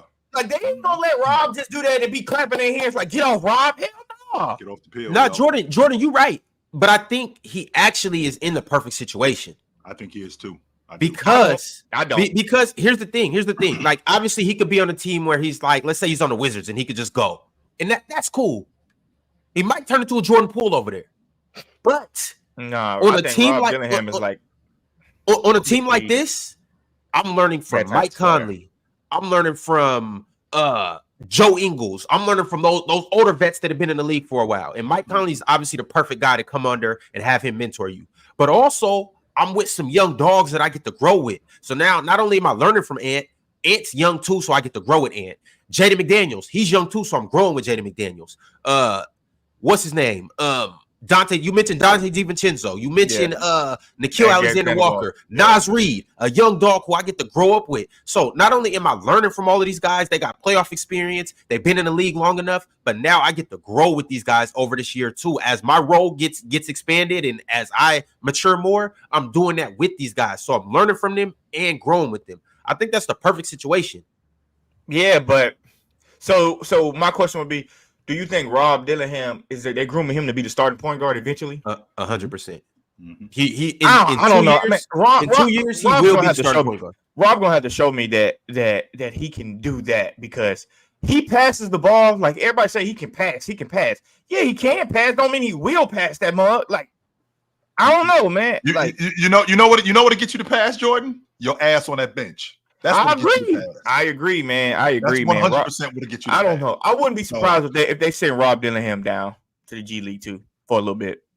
I can't see him not playing on this team though because Dante DiVincenzo can run that point, Nickeil can run that point, Ant can run that point, and I'm not saying that they're point guards, but they bring the ball up and they're initiating the offense. Yeah. And then obviously you still got Mike Conley.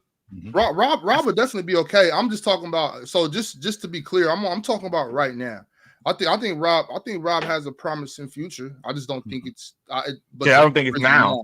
You know what I'm saying? And I think playing behind Mike Conley, going back and forth to the G League, practicing, being around and those guys, obviously that helps. And I mean, my biggest thing, like I keep saying, is just physicality. I think he needs to gain 10 pounds, 15 pounds, just get stronger. But that comes with age. He's a young fella, so I think he'll be all right. I see the talent, but I'm not gonna hype preseason play when you're playing against other guys that's probably not gonna make rosters and stuff like that. But do you think Rob plays in the G League? He should. I think so too. What about you, Ron? A guy like Rob, you want him to get as much minutes as possible. I agree. You got to get that burn. Ron, do you think Rob played in the G League? I think Rob's in a rotation. I think Rob plays tonight.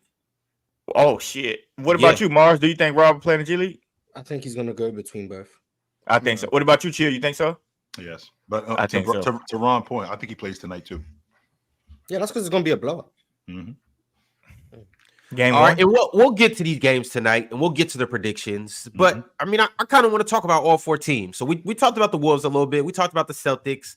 This is a good transition to talk about the Knicks as well, because I seen a graphic, and obviously it's just preseason, but it had Dante DiVincenzo shooting 39% from three over the preseason, but Cat and Mikal Bridges not so much.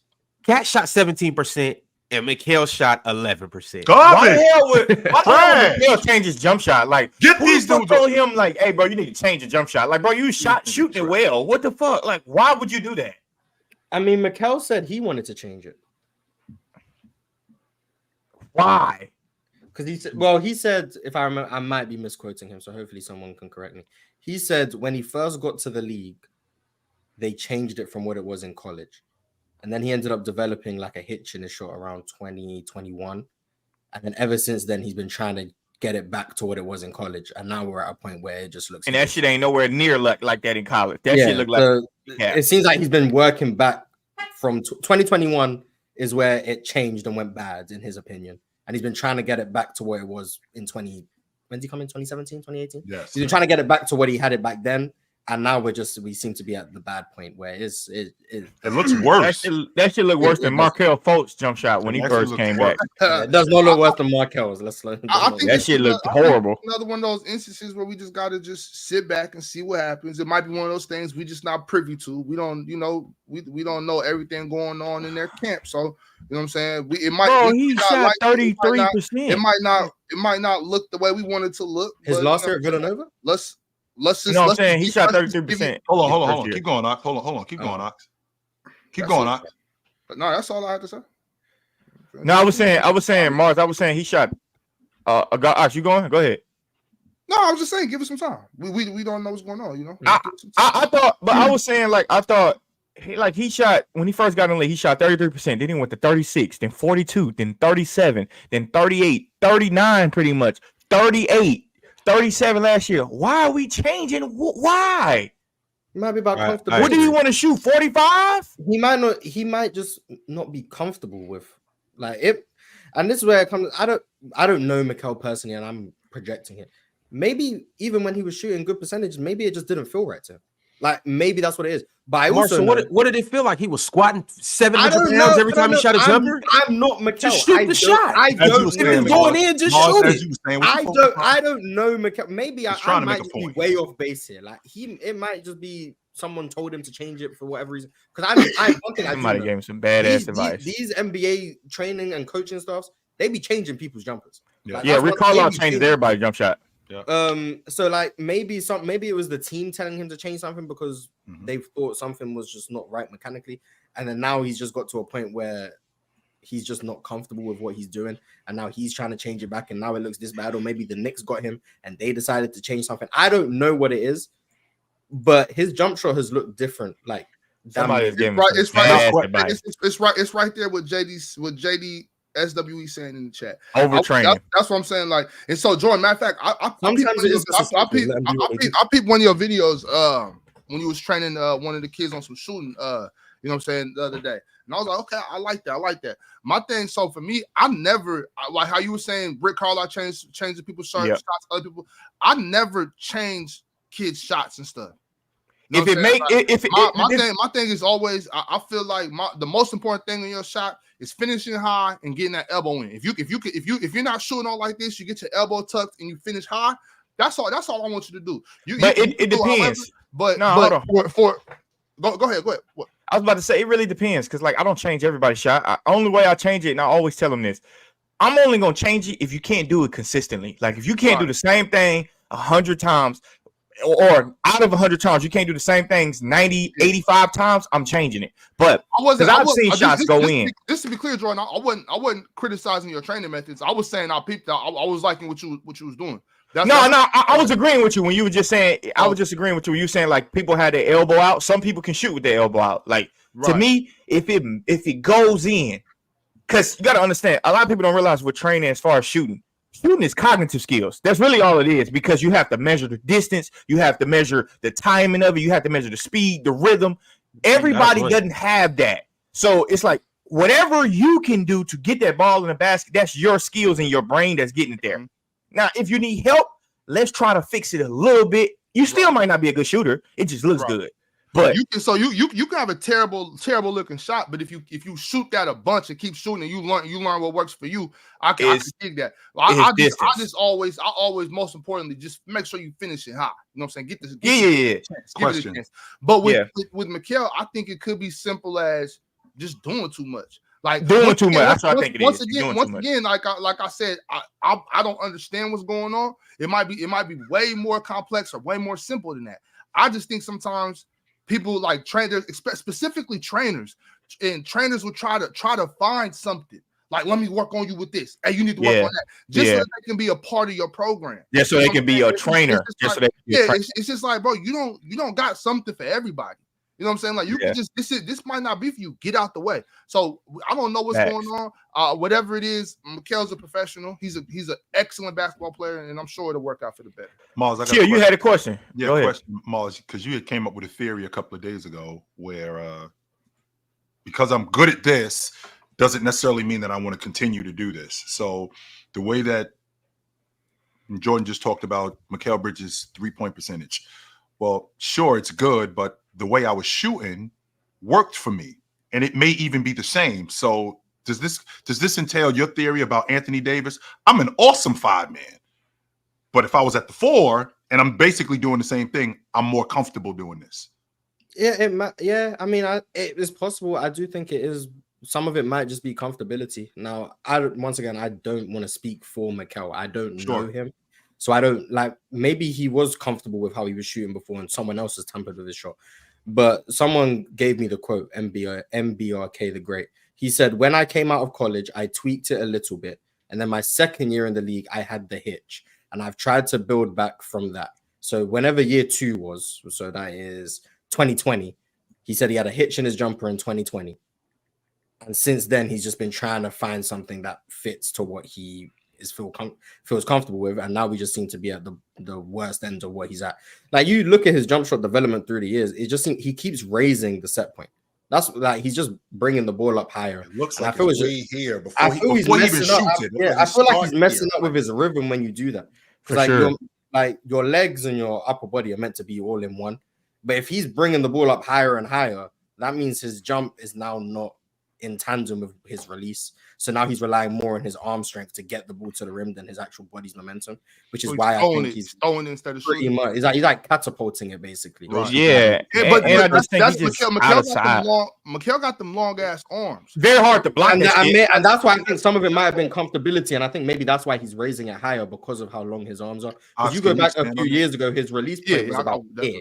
And now it's up here. So like it might just be a wingspan thing that he's more comfortable with a high release point. Right. But now and so even like how like I was saying about the long arms, that's a big reason I think I shoot it like this. Because it's like my arms are so long, it's kind of uncomfortable. Like for instance, like Ron, when I first met Ron, his jump shot was like it was wet, but it was like it just looked different the way it was winding up because bro, arms is like damn near as long as mine. So it's like it's just weird.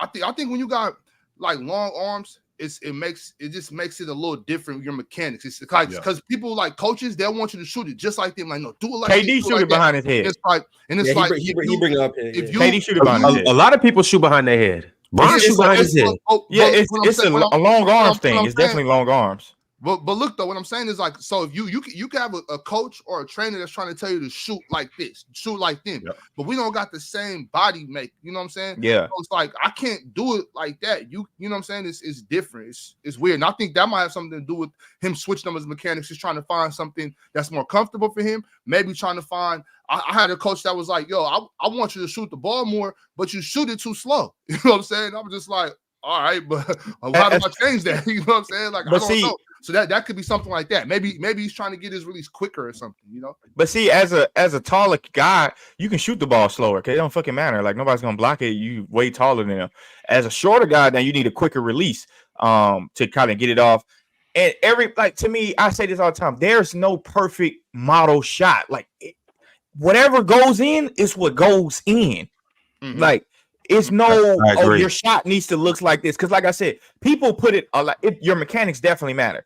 But the most important thing that people don't realize, like, you can have a perfect mechanics and still brick. You know why? Shooting is more cognitive than it is mechanics. Like, you have a half a second decision, probably less than that, to get that shot in the basket. And you shooting the ball into a rim from wherever distance you at. You know how much your brain calculates in that amount of time? Like, you just have to be good at that skill. Jordan, I will say though, if your mechanics are more like, there is a way to shoot it though. You know what I'm saying? Like that, there are there are proper mechanics, proper fundamentals to that will most likely increase your chances of making the shot though. Now, kinda, because it's a lot of guys that shoot good and just look good and just don't go in. Yeah, but I think there's a difference. Oh, sorry, Joe. Go ahead. No, you go ahead. Go ahead. I think there's a difference between mechanics and form, if that makes sense. Like the baseline of mechanics in terms of footwork, balance, all of those things. Like I think no matter how your jump shot looks, your footwork needs to be solid. You need to have a solid base, a solid foundation, and everything needs to be in unison with everything. Your lower body can't be doing one thing and then your upper body doing another thing. You have to be fully connected. Now, in terms of the mechanics, in terms of where you release the ball and all of those things, I think that can vary from player to player. For sure, absolutely. Now, when your elbow's all the way out here and you're doing a 2017 Lonzo, okay, we might want to change that. But as long as like you're getting the basics of balance, all of those things, coordination down, I don't think how the shot looks necessarily matters. I hate when people be like, "Oh, this guy's form is ugly. He can't shoot." It's like, yeah, Reggie Miller form was not good looking. Reggie Miller form is not good looking, bro. And that's why I think there's a difference between mechanics and form. You can shoot and have a questionable form. I don't think you can shoot with questionable mechanics. I got a question. Do y'all think Steph Curry's form is perfect? No. Perfect. I don't think so either. I don't think it's the fundamental. That's how you shoot. I mean, everyone says Klay Thompson's the one to look for. Yeah, he does. Klay Thompson, but to be honest, Klay Thompson's shot is hard to mimic, bro. Like, first of all, that shit is hard as hell to mimic. Number one, like, I keep telling you, it goes back to a lot of cognitive skills. Like, Klay Thompson never drops the ball. Like, they call it a dip. He don't dip and shoot, right? A lot of players can do that. Most of them can't. That dip, some people need that dip. That dip is. I used to only be able to shoot with the dip, but I had to practice not dipping it because it gives you your rhythm. When you catch it, you bring it down. That's when you got to shoot it off somebody's hand. You got to keep it here, go straight up. You know what I'm saying? I mean, that dip is it. If you ask me, I understand what you're saying, Jordan, but I think that's an issue. If you got that dip in your shot, you got that hit. So I think that's a problem. Because it's a rhythm thing, though. I don't think it's a rhythm. Yeah, I do. I think if you catch the ball and you got to do this to shoot, and a lot of times, you know what? A lot of times you see that a lot with women, a lot with girls too, where they bring it down, they do this. You know what I'm saying? When they up on their hip and they go like that. If you just got to get in that gym and consistently catch it here straight up. But it just depends on when you started that. Like, because some people use that dip for rhythm, like to gain the momentum of the ball. And my thing is, if you consistently making that, I don't need to change that. Now, if you dipping and not making it, okay, let's try it this way. Down, though, Jordan. Slow your shot down. Yeah, that's the big thing too, Jordan. A lot of times, Jordan. A lot of times people do that because that, like I was saying a while back, it's because a lot of times kids are just running out there and trying to shoot threes. So now they get used to trying to launch the ball, and so that's just a part of their shot now. And it's like you got to get under the rim and do that form shooting. Just keep the ball here, straight up. I understand. I understand it might go in, but that split second can get a fingertip on your ball. You know what I'm saying? You got to. I personally, my pushback on that is about the fingertip on the ball. Like, and I agree with Tyrese Halliburton. I used to always say that too. Tyrese Halliburton used to be like, "How's he going to get?" They say he's like, "How's he going to get that shot off?" And he's like, "Bro, I'm not a little kid. I just won't I won't shoot it. Like, if you come in my space, I'm just not gonna shoot it." Like, that's my same mindset. Like, people like, "How you gonna get that off?" If you've been getting it off your whole life, you understand how to get a shot off. Like, just don't shoot it if you think it's gonna get blocked. So, yes, in a small increment of the game, you might have to worry about somebody tipping your shot. But if somebody tipping it all the time, maybe you shouldn't be shooting it. That's probably why. So, like, it's like, you know what I mean? Like, it's just so many subjective opinions on jump shots. But from what I've seen, and I've seen a lot of different jump shots, and what I've came to the conclusion is it has more to do with up here processing the math that you have to do to get it to the rim. To me. All right, rather than your form. We are gonna move on. Well, keep it pushing. We're talking about Mikal Bridges, obviously, and his jumper and him changing it. I don't know if this was accounted for when Paul Pierce made this take, but this is how Paul Pierce feels about the Knicks and what they're gonna do this year. You guys, let me know if you can hear this. Well, I don't believe the Knicks will win a championship in my lifetime. The Knicks gonna win a championship, bro. I don't think in my lifetime. They will, but I won't be around to see it. I mean, we've been around to see them go to the finals one time, and it was a lockout year. All this, man. You make it hard to get up here, man. Even the New York fans think that. Well, I don't believe the Knicks will win a championship in my lifetime. The Knicks gonna win a championship, bro. I don't think in my lifetime. Hey, Ron put an echo on that joint. I don't think in my lifetime. You about to do a mixtape. I have to go say Ron about to drop a mixtape. But Paul Pierce got about 40 more years on this planet, 45 years. 14 more years? 40. Oh. Yeah, about 40, 45 years, because that'll bring him to about 77 to no, I'll give him to 87. So I'm being generous. 40 years. I think they're gonna win a championship, bro. I think the Knicks will get them one in the next. It's a kid right now, class of 2030, that's gonna take the Knicks to the championship. They're winning this year. I don't know about that. Well, as long as Paul Pierce lives for the next 12 months, then he's gonna see it. Unless he goes blind. Then, you know. But I think the Knicks will get one in Paul Pierce's lifetime, possibly. Ox, didn't you tell me last year that the Celtics about to run off a bunch of different championships? Didn't you tell me that? Yeah. So how did Knicks win the NBA championship? That was before the Knicks got McCallum. That's before they got that's before I realized that he's a top 3-point guard in the NBA.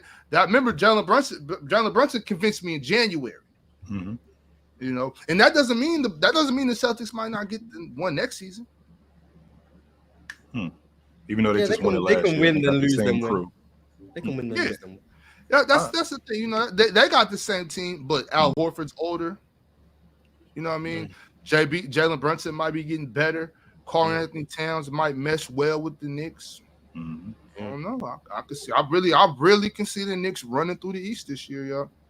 Yeah. Well, Ron just brought up an interesting stat when you talked about in the preseason. I don't really take a lot of stock in the preseason. I'll pay attention, sure, but I don't take a lot of stock in the preseason. Cat didn't get the title of being the best big man shooter ever. I mean, he shoots the basketball with some of the best bigs ever, and he's gonna get him a different dynamic with the Knicks. I won't argue that, right? But one, there's a level of toughness that they no longer have. So with that level of toughness that they no longer have, now that means that's got to be made up somewhere with their offense. We just spent 20 minutes talking about Mikal Bridges' shot. The Boston Celtics have the unique ability, as good as they are, to make you play the way that they play. They're not the Golden State Warriors. They don't shoot the basketball like the Golden State Warriors, but they have the unique ability to make you play the way that they play, shooting the long ball the way that they do. The New York Knicks are not good enough offensively as a shooting team to get into a shootout with the Boston Celtics. The Celtics will wipe the floor with them if they got into that kind of game with them. Blow them out. Because they don't have the personnel to get into that kind of game with the Boston Celtics. I don't think that, in my estimation, I don't think that's a question. So how are the Knicks going to compete with the Celtics? How are the Knicks going to compete with the Celtics moving forward? They're going to compete with the Celtics where they have to make the Celtics, one, slow the game down, to play the way that they play, which is more of a grit and grind game.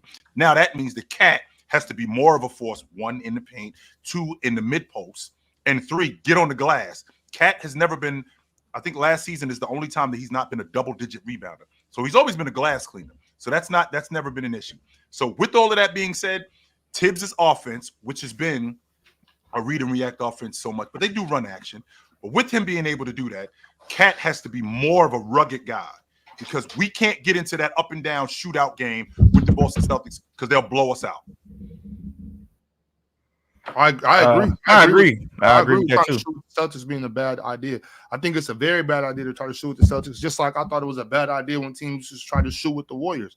There's more than one way to play basketball. And I think Tibbs knows what we know, Chill. I think he's aware of that. Like, I'm not gonna go in there and try to shoot 53s with Joe Mazzulla in them. So if there's other ways to win though, and I think if they stand on defense, I think they'll be all right. I think that's what his team is. Do you think the Knicks can be a comeback like from behind team?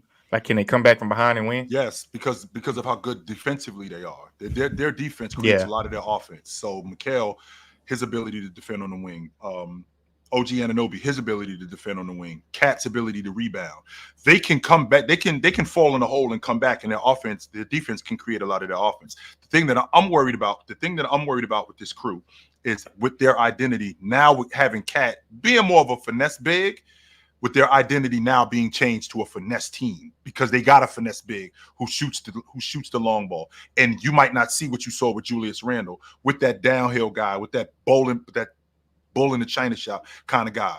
And I think that's who they were. That's what got the Knicks to where they were. They're a grit, grind, defensive team that's going to be hard-nosed, and they're going to play hard the entire night. They're going to get on the glass. They're going to defend. They're not going to give up a lot of points, and they're not going to let you make them play the way that they play. I think it's going to be difficult with the Celtics because the Celtics have that unique ability to make you play the way that they play.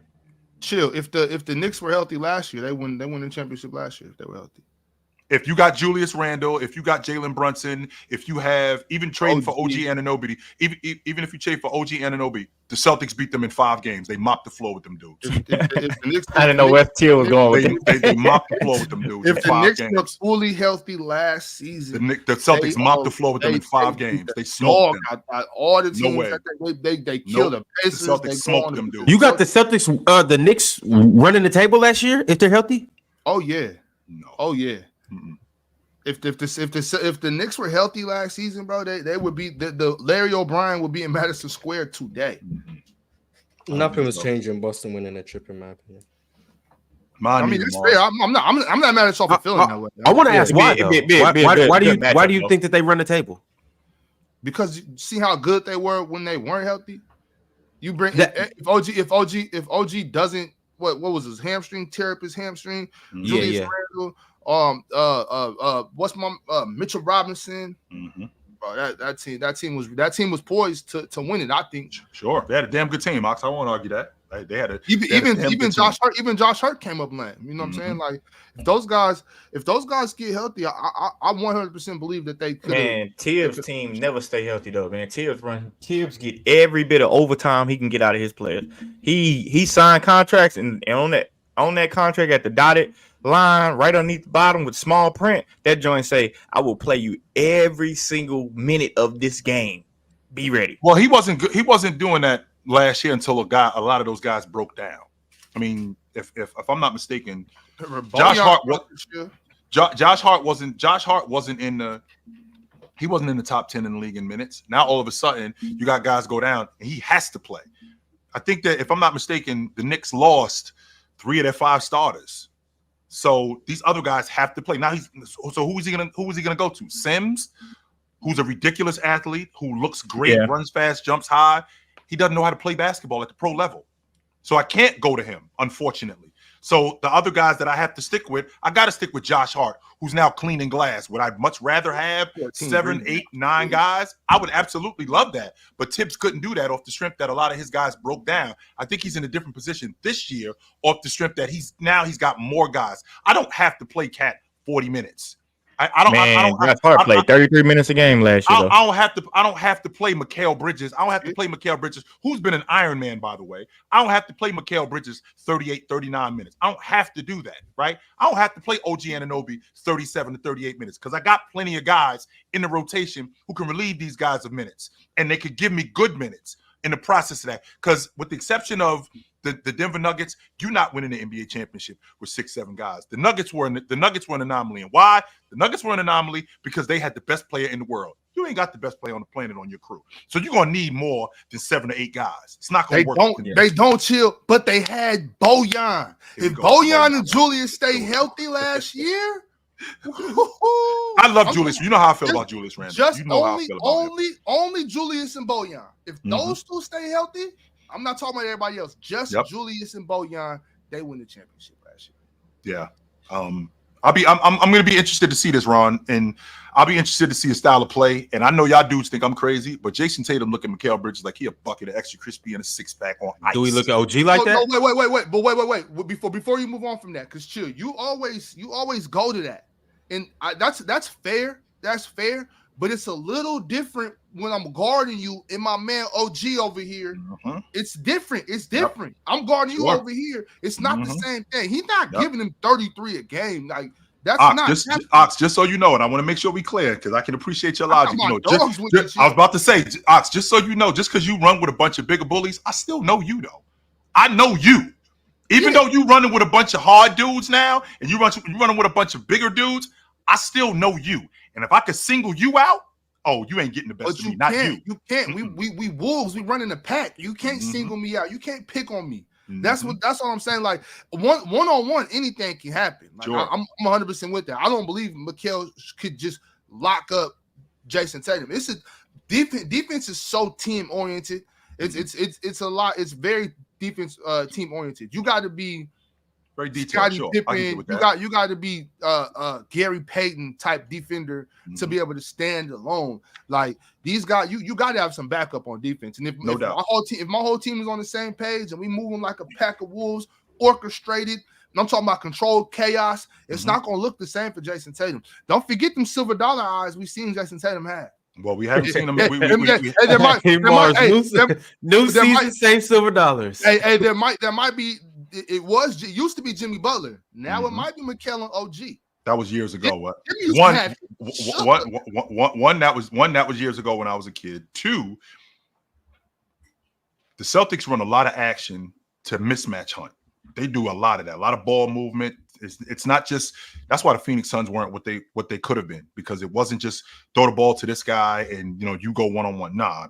They keep the defense on their heels. They make you play defense. That's one of the main reasons why teams had such a difficult time with them and why their offense was so good, because they didn't let you off the hook as an offensive team where it was just one pass, one shot. No, we're going to make you play defense. We're going to make you get into switches with KP. We're going to make you get into switches with Jaylen Brown and Luka Doncic. We're gonna do that, and we're gonna do that early and often. And if we continue to do that, we're gonna wear you down. And I think that with the Celtics, with their offense, the way that they move the ball, the way that they continuously mismatch hunt, and they got guys knocking down shots, that's gonna be a problem, huge problem for the Knicks. Not just OG Anunoby and not just Mikal Bridges, but that crew overall. And don't forget, Chill. Cat learned how to play defense these last 2 seasons too. Yes, he did. He learned how to play defense, which is something you can learn to do. Defense is a skill that you can learn. You can learn how to play defense. You can learn how to beat people to spots. You can learn how to play angles. You can 100% learn how to play defense. I think Cat did that, and I don't think it's far-fetched to think that Jalen Brunson might come out playing a little D2. Let me ask you a question, Ox, because since we're on the subject of Cat, did Cat learn how to play defense, or did he just know? He already knew it. Did he just understand it better playing with a guy like Rudy? Could be either one. I'm not sure. Because this personnel always change. That's what I'm saying. And now we got a different scheme. He already played for Tibbs, right? So with him already playing for Tibbs, he understands Tibbs' schemes. Only except he doesn't have the personnel that he had when he was in Minnesota with Jaden McDaniels. right? With Anthony Edwards, with Rudy Gobert. He doesn't have that personnel. So the schemes are going to be different, right? I'm not going to be on the block having the kind of coverage that I had when I was with Rudy Gobert. I'm not going to have that kind of rim protection. If I get switched on the wing, I'm not going to have Jaden McDaniels on the wing that's helping me. I do have OG Anunoby. How much I'm going to have him? And Mikal Bridges. I am going to have these guys. How are these guys rotating? Not only how are these guys rotating, when are they rotating? How often is this? Am I going to be one-on-one more? See, he knew that he was going to be one-on-one in Minnesota, but he knew the help that he had and when it was coming. So I think the scheme is going to be different, and I'll be interested to see how he handles that when he's in. That's something that they're learning right now. Probably as maybe not right now, but recently, these past month or so, they've been working on that. I think this defense is just as good. Like I'm so high on OG Anunoby. I'm so high on Mikal Bridges. Don't forget they still got Mitchell Robinson over there. You know what I'm saying? Josh Hart too. Yeah, I mean the thing about Josh Hart, I don't think Josh Hart is such a great defender, but he's really good at mixing it up, getting in. You also getting into passing lanes, things like that. You know what I'm saying? Josh Hart when you get a hand on the ball, Josh Hart is in that open court. Josh Hart covers. He's real space. Instinctive. Very instinctive defender. And he covers so much space. Like Josh Hart might be 6'4", but he'll help you at the rim. And then when the rebound's secure, he boom, getting up the court. Right. Josh Hart mixes up, and that's why I love this on defense. A lot of chaos, you know what I mean? And control chaos. Control chaos. And I think a lot of people are saying, oh, well, Rudy, Cat's not going to be as good because he's not playing with Rudy. There was times when Cat was the one protecting the rim. Yeah, because you just have a better wing defender. So I mean, it's it's a give and a take. Yeah, it might not be the exact same as last year, but I think Cat learned a lot playing with Rudy. I think it might be a little bit better. Cat might actually be a better defender just because you have so much better of the wing defenders like on the perimeter, and that it kind of maxes what Cat can do as far as protecting the rim or knowing what he has to do. Like, you know what I mean? Like, what you have to do. Somebody gonna win this matchup. Okay, if the scouting report say, hey, force him left and we're gonna help over the top. Cat can sit back and kind of do that rather than be they had the Timberwolves had Rudy as a roamer last year, where they let Rudy roam and do a lot of other stuff on his own. But I think Cat can kind of pinpoint a role what he gonna have to do on defense in order for him to be successful. So it might be a little bit better. I don't know. I just think all right, y'all. We will see if Cat can be successful with the Dogs, and we will see if Jayson Tatum, with his new and improved jumper, we just spoke of Mikal Bridges, if he can learn how to shoot again and not shoot how he shot in the playoffs. But we'll get to our predictions for the Knicks versus Celtics. We'll get to our predictions also for the Lakers versus the Wolves. Also, too, there were a lot of NBA contracts that were signed last night. Well, contract extensions. We definitely got to talk about that. And also, too, we just got to get down to the bottom of a couple other things as well. So we'll get to that in a little bit in this episode. But as of right now, I want to salute to everybody that's in here. Shout out to our Hall of Famers. We got Hunting Gilgores, Multi-Kinney, Cobra Son of Raditz. That was Hunting Gilgores, Multi-Kinney, Cobra Son of Raditz. Shout out to all three of you guys. Appreciate you for being Hall of Famers. And shout out to everybody that's in here too. Make sure you are liking the video. Make sure you are subscribed to the channel. And let's jump to some super chats. Shout out to the members that are sending super chats, such as my man Cruiser Nation. Y'all know the face, y'all know the name. He's been up on the show plenty of times, and he just sent through a super chat. He said, I got to correct Chill last week. He kept saying Bradley Beal has a hurt back, which is false. His back hasn't been hurt since preseason of last year, and don't have injury designation now. Did I say that he had any injuries this season? I don't think I said it. Did I say that? You didn't say he has the injury. You just said we have to be worried about his back. The back issue, sure, and I think that's always going to be an issue. Now, it might not be visible right now, but it was an issue last year, so it could be an issue again. That's why I brought that up. Oh yeah, and we got to talk about TNT, Shaq, Kenny, and them. They dropped the list of their top 50 players. A very good list. I knew I was forgetting something. Yeah, we got to get to that. That's what we got to get to. They were really good.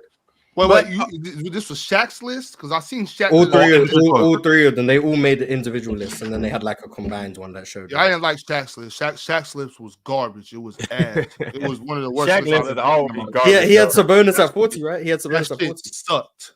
Yeah. Somehow he had Sabonis with Jalen Green. I don't know how, but yeah, because Sabonis clears that young boy. We definitely gonna get to that.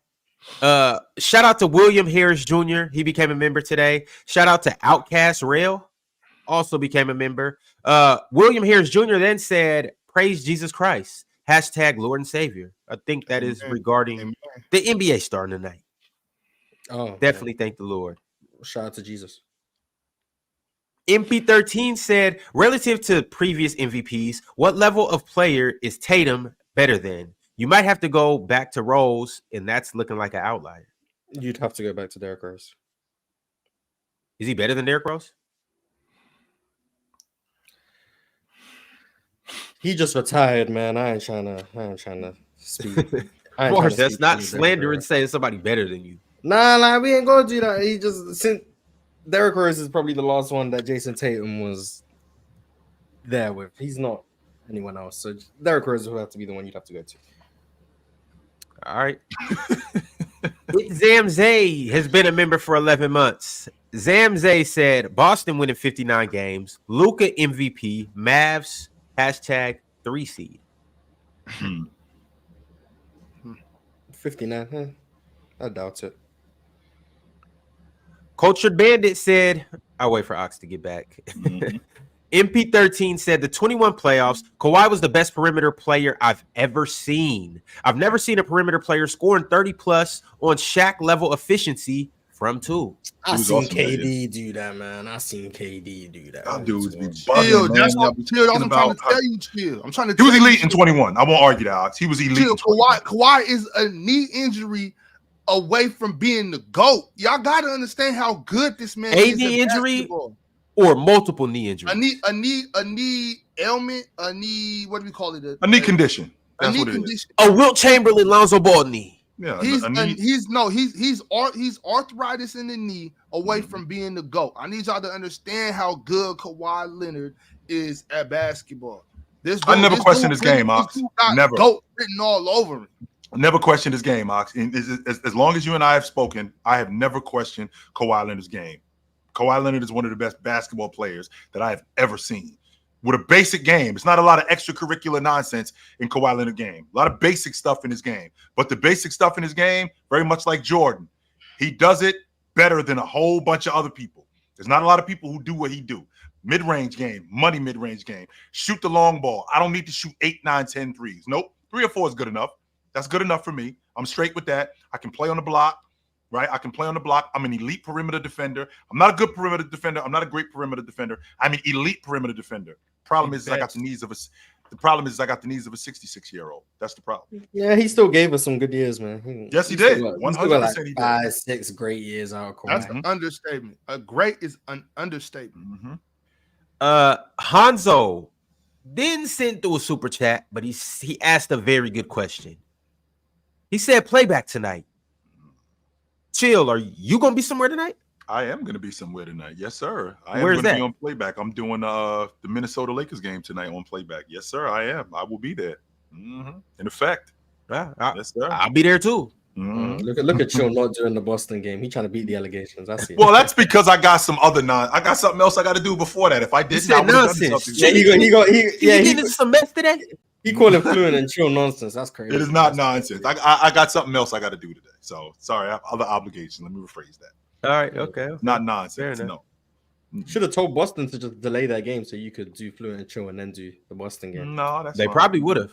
Yeah, they were for you. Yeah, you would have been like, "Oh, Jayson Tatum scored 4 points, but they were great. He did the other stuff." I'm getting up to Boston this year too. I'm getting up there this year. Of course. Me too. Me 3. Oh, never mind. Matter of fact, Mars, I'm out too. If wrong, I'm straight. Yeah, we good. I was because I was almost about to say I'll meet you there, but no, I'm cool.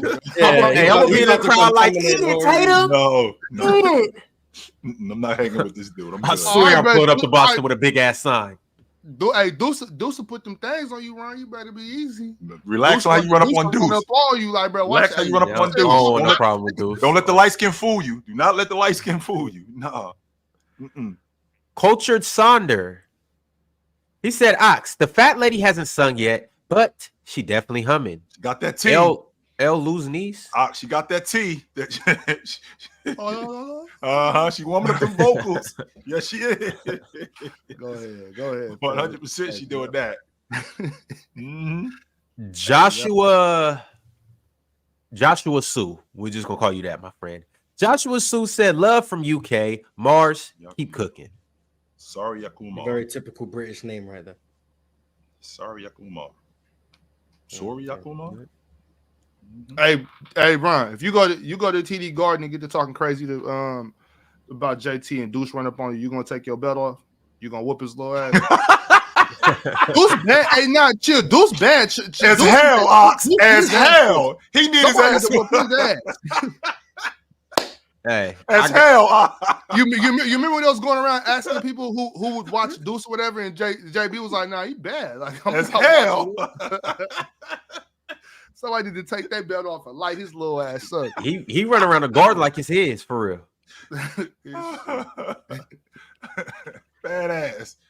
Mo said, my top starting 5 point guards, my top starting 5, point guard Harden, shooting guard Kobe, small forward KD, power forward Tim Duncan, and center Shaq. Dub list. We agree? I think that's cool. First of all, Mo, nobody asked you. All right. Hey, why you here? Nah, I dig Mo. I really do. I dig Mo. My issue with Mo is that Harden train. He on that Harden train. That's his guy. That's his favorite player. He's sitting in first class, yo. He is. That's with his feet up on that Harden. A man can have his favorite player. Oh, absolutely, he can. I love that list, except for the point guard. Yeah, he's almost W Mo, like lowercase. Take Harden out and put Westbrook in. See, you guys mad that he has his favorites. I just want to make sure that Miles. I want to make sure that I'm understanding you correctly. So you got a guy who has James Harden at the lead guard spot. You got Brian at the 2. Who was at the 3? KD. KD at the 3. You had Duncan at the 4. You had Shaq at the 5. Just so you know, the lead guard said, "I'm the system," and he running with them dudes. Yeah, that's what the lead guard said. "I'm the system." But he running with them dudes. How you feel about that? Yo, I'm gonna keep it a buck. I feel like he picked his guys at his spots. I mean, he went with the guys who are probably his favorite at those positions. Come on, man. Tim Duncan ain't no one's favorite, but everyone else. Like, he actually is mine. I dig Tim Duncan. James Harden ain't making it past the first quarter. Shaq and Kobe jumping him. They not even gonna wait till halftime. They not even gonna wait till halftime. Nah, you just gotta run that. You just gotta run that 4 out 1 in. Just give James Harden the answer. If Shaq start calling for the ball too much, we'll throw him a lot. Give him some people. Oh, Lord, that what they run. They run a 4 flat. So we might involve him in the old. Yeah, pretty much. Yeah. So maybe we'll run it. Maybe it's a good idea. Yeah, we need them James Harden answers. I don't know what to tell you, but like, nah, Kobe gonna make Shaq hold him down. We'll give Shaq a couple touches just because it's like we'll show some love to Shaq, but everyone else, you just got to spot up for James. Nah, Harden. Mars, what Kobe say? Get it off the glass. Yeah, get a rebound, exactly. Oh, they fucking him up. You got Tim Duncan and Shaq. You guys better get some boards. Like, what the hell? Yo, Tim Duncan and KD spacing the floor. Like, we chilling. Mars, Tim Duncan and KD gonna be over there watching, just like they're gonna be watching James Harden get his ass whooped. Like, damn, Tim Duncan, KD ain't getting involved with anything. Yeah, KD gonna be he gonna be chilling. He gonna be ready to catch and shoot. Tim Duncan gonna be there just 15 feet away, just waiting for a bank shot. Like, they chilling, and then he gonna go crush the glass. They get some putback. That'll be right. Chill. When everything's hitting the fan in that timeout, Tim Duncan gonna be whispering in KD ear, "Yo, young fella, all 3 of them finna be gone after this timeout. So, KD, me and you, we gonna have to get to it, cause and James Harden going to the hospital. Shaq and Kobe gonna end up getting in the fight in the mix of the whole thing, and it's gonna basically be the next 3 players off the bench and KD and Tim Manu Duncan. at? Where Manu at? Man, you guys gotta put some respect on James Harden, man. That's the Mars, no. I love James. I love how James Harden changed the game. I do, but I mean, let's chill out. That's his guy. Oh, that step back. That's his guy. I appreciate it. You're gonna give Steph credit for the 3-point revolution, but James Harden just there. Like, that's his guy, 100%. That's his guy. I give J.R. Smith more credit than James Harden.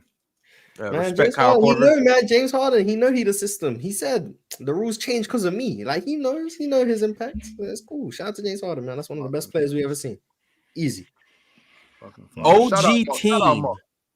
said Celtics reign is over once Al Horford retires. How many bigs in the NBA offer what Horford does from both sides of the floor at such a low salary? What is That's Al a Horford, W by the way? super chat. That's What a is W super chat. 9 right million, there. Moss. He's on the books for like 9 million. Yeah, for almost nothing. Yes, sir. Mhm. Yeah, you got Al Horford for 9 million. That's a steal. I Mhm. mean, Gilbert Arenas said it. Like super teams are made off the back of people getting paid less than what they deserve, and he was right. Like you need guys getting paid less than probably what they're worth in order to be able to have a team. How old is Al Horford? 37, 38. How much is a 38-year-old supposed to get paid like Al Horford? Like 50, you know, like 50. Because we got You being serious? we got a 39-year-old running around making 52 million this season. Exactly. If LeBron can get 52, just give him 2 less. Hold on, wait, like 50 on a 3-year deal? That's ageist as hell. So you talking That's about what for I would certain age? Like, no, you can't pay him that much because he old. Yeah, if I'm Al Horford, I'm like, bro, get 52, give me 50. That's what I'm doing. Crazy as hell. Al Horford is well compensated. Al should be getting 21. No, he's 40. He's still better than people. He's still better than people, though. All right, was he better than people when he was on the Oklahoma City Thunder? When they were no, they didn't play because they into didn't want to win. They didn't play. Yeah, they were win. actively. Al Horford was too good, so they couldn't play him. Put Al Horford on the Rockets. Why? What does he do? do? He'd help us. Help us do what? Sink Al the ship? Horford helps every team in the NBA. Any he team you put Al Horford on, he helped. No, man. Jordan, come on, if Jeff you can't Green in our rotation last year. even at the ripe age of 38, Jordan, if you can't find run on that Rockets team for Al Horford, you fired. No, I don't think he fired. I hope that actually be a good piece for y'all. He would help us. Yes, he's Al definitely Horford has to help a team like the Bucks. He can help the Bucks. He can help us. That's who needs. He can help Philly. He can help Philly. But my thing is, he can help the Knicks. He can't help the Rockets. The Rockets is not a good enough team for him to help. Celtics. He definitely, he helps the Celtics. But I'm talking about y'all saying 9 million is low pay for him, not for a 40-year-old man. That's good pay. Stop saying 40. He's 38 years old. He's coming off an NBA championship. He's a starter. He does the dirty work that a lot of other guys don't do, and that dirty work guy is the difference. How much money winning do you the NBA? Pay him? Well, more than 9 million. This is the first ballot Hall of Famer you talking about, Jordan. And for the no, I'm not sure. I made a whole defensive team 6 years ago. Right. Okay. But what is the number that we supposed to pay Al Horford? 21 mil. I'd give him like a 5-year, 225. What the fuck? All right, boy. All right, y'all. Joshua Johnson became a member today. Big shout out to Joshua Johnson. And then he followed up becoming a member by sending through a super chat. He said, where does the duo of Stockton and Malone rank all time? I say top 5 for sure. Do we agree with Joshua? No rings. Yeah, so they didn't win. Like, that's the problem. The top 5. Probably like 4 or 5, 6, something like that. So you figure, okay, so Michael and Scotty. Yep, Mike, Scotty. Shaq and Kobe. Kareem and Magic. Kareem and Magic. Shaq. Kareem and Magic wasn't a duo because they had James Worthy. So those two guys weren't a duo. Sure, they were still a duo. Sure, that's insane. And I love James Worthy. I love James Worthy. So Steph and KD want to do it? 1, 2 years? 3 years? Stephen plays the duo. Chill. Just because Marvin Harrison was there doesn't mean that Peyton Manning and Reggie Wayne wasn't still a duo. Wait. No, that's the other way, Ron. I know, I get it. I'm saying that they were still. No. You're right, but they were still a duo as well. Okay, so they were. Let me rephrase so hold on. Steph and Clay wasn't a duo since KD came. When KD came, all of a sudden they were. I could get with that. Now I could get with Steph and Clay being a duo, 100%. Best backcourt. But I'm saying when KD came, did the duo just cease to exist? No, that still was the same duo. Durant just added to it, but I mean that was something that we never seen before with the Warriors. But whatever. But in that 5 you got Sue Bird and Lauren Jackson. You got Cynthia Cooper. You got Cynthia Cooper and Cheryl Swoops. Nope, because they had Tina Thompson the whole time. Tisha Pinnicherri and Yolanda Griffith. They wasn't better than Malone and Stockton. Nope. Dude, Malone Stockton is top 5 duo. Come on, now. That's what. That's where. No, John Stockton made his career off of Malone, and Malone made his career off of John Stockton. That's a top 5 career. No, he didn't. What do you mean? No, he didn't. Okay, just so you know, John Stockton has over 15,000 assists. He wasn't just giving the ball to Malone. Let's be clear about that. He was not just giving the ball to Malone. A lot of times he was. And a lot of times he was giving the ball to Brian Russell. A lot of times he was giving the ball to Jeff Malone. A lot of times he was giving the ball to Mark. I wish we had footage of every single one of Stockton's assists. I'm pretty sure. A lot of them would be to Karl Malone. I'm confident I'd set the line at 6,500. And I'm pretty sure I would take the over. I'm pretty sure. How much? Out of 15, no, 6 and that's let's say you'll take the over, Mars. Let's say you'll take the over. How much over, Mars? Let's say you go to 8. I'm confident it's closer to 8,000 than it is to 6,500. Okay, so and since we on that subject, so how many assists does Magic Johnson have? Over 12,000. Of those 12,000 assists, how many of them went to Jabbar? I'd say 6, 5. Nah, because we got to think, right? We got to think. Because you just told me that these two are a top 3 duo all time, which means that I was working off him, he was working off me. Yeah, but we got to think. That's interesting. 3.5, maybe 3.5. I go 3.5. So that's about a third. No, I'm sorry, that's a 4. That's a quarter of his assists. I'd say about 3,500. Maybe 3. Yeah, something like that. Y'all don't. That might be pushing it. It might be like 2.5. He definitely went to Jabbar more than that, Mars. But we gotta think. Not all of Kareem's buckets were assisted, like post ups, and he's that's not an assist. So like when Kareem's isolating, Magic might be the one who passes him the ball, but it's not Magic getting an assist. No one's getting an assist for that. And then you gotta think, how many of Kareem's points actually came with Magic? You gotta think about like how many of his points happened before that. So then it's like, how many shots did he actually make with the Lakers with Magic? And then it's like, of those shots, how many of them do we think were unassisted? I'm willing to say maybe like at least a quarter of them were unassisted. And then you'd have to say, of all the ones that were assisted, how many of them were assisted by Magic? I don't know. I'm saying like 2,500. Well, 3, first of all, that's not true, Mars, because the same logic that you use with me with Stockton about him throwing the ball into Malone in the post, that's what Magic was doing and getting assists. That's number one. The other unassisted buckets that you're talking about with Jabbar would have to be Jabbar getting the ball off the glass and putting it back. Otherwise, the only way he's getting the ball is Magic throwing him the ball in the post. Yeah, but Kareem definitely, especially this Kareem, definitely operated a lot slower than number 32 did. He attacked a lot quicker. Kareem was a lot slower, more methodical. Sure. He was gonna get his way down to about 8 feet, and then he was gonna jump hook you, maybe give you an up and under. And then I looked at Kareem with Magic Johnson. So like those years, he made 6,693 shots. That's how many he made. Now we don't know how many he made while Magic was actually playing, because Magic had a time where he missed some time. But he made 6,600 shots. Of those shots, I think me saying Magic assisted 2,500. I think that might be an overestimate. I think that's about fair. 2,500 of them were assisted. No, they ran their offense through him. Yeah, I'm saying Kareem made 4,000 shots not assisted by Magic and 2,500 assisted by Magic. I think that's fair. No, it's not. Fellas, we do gotta move on. 2/3 about Magic. Like, I think that's a fair estimation. I agree, Mars. Maybe one day we'll get an analytic that will show us. Yeah, someone will study the film and be like, well, in this sample size of 42 games, Magic Johnson assisted half of Kareem's shots. So for his career, he assisted 3,000. I'm like, oh, okay.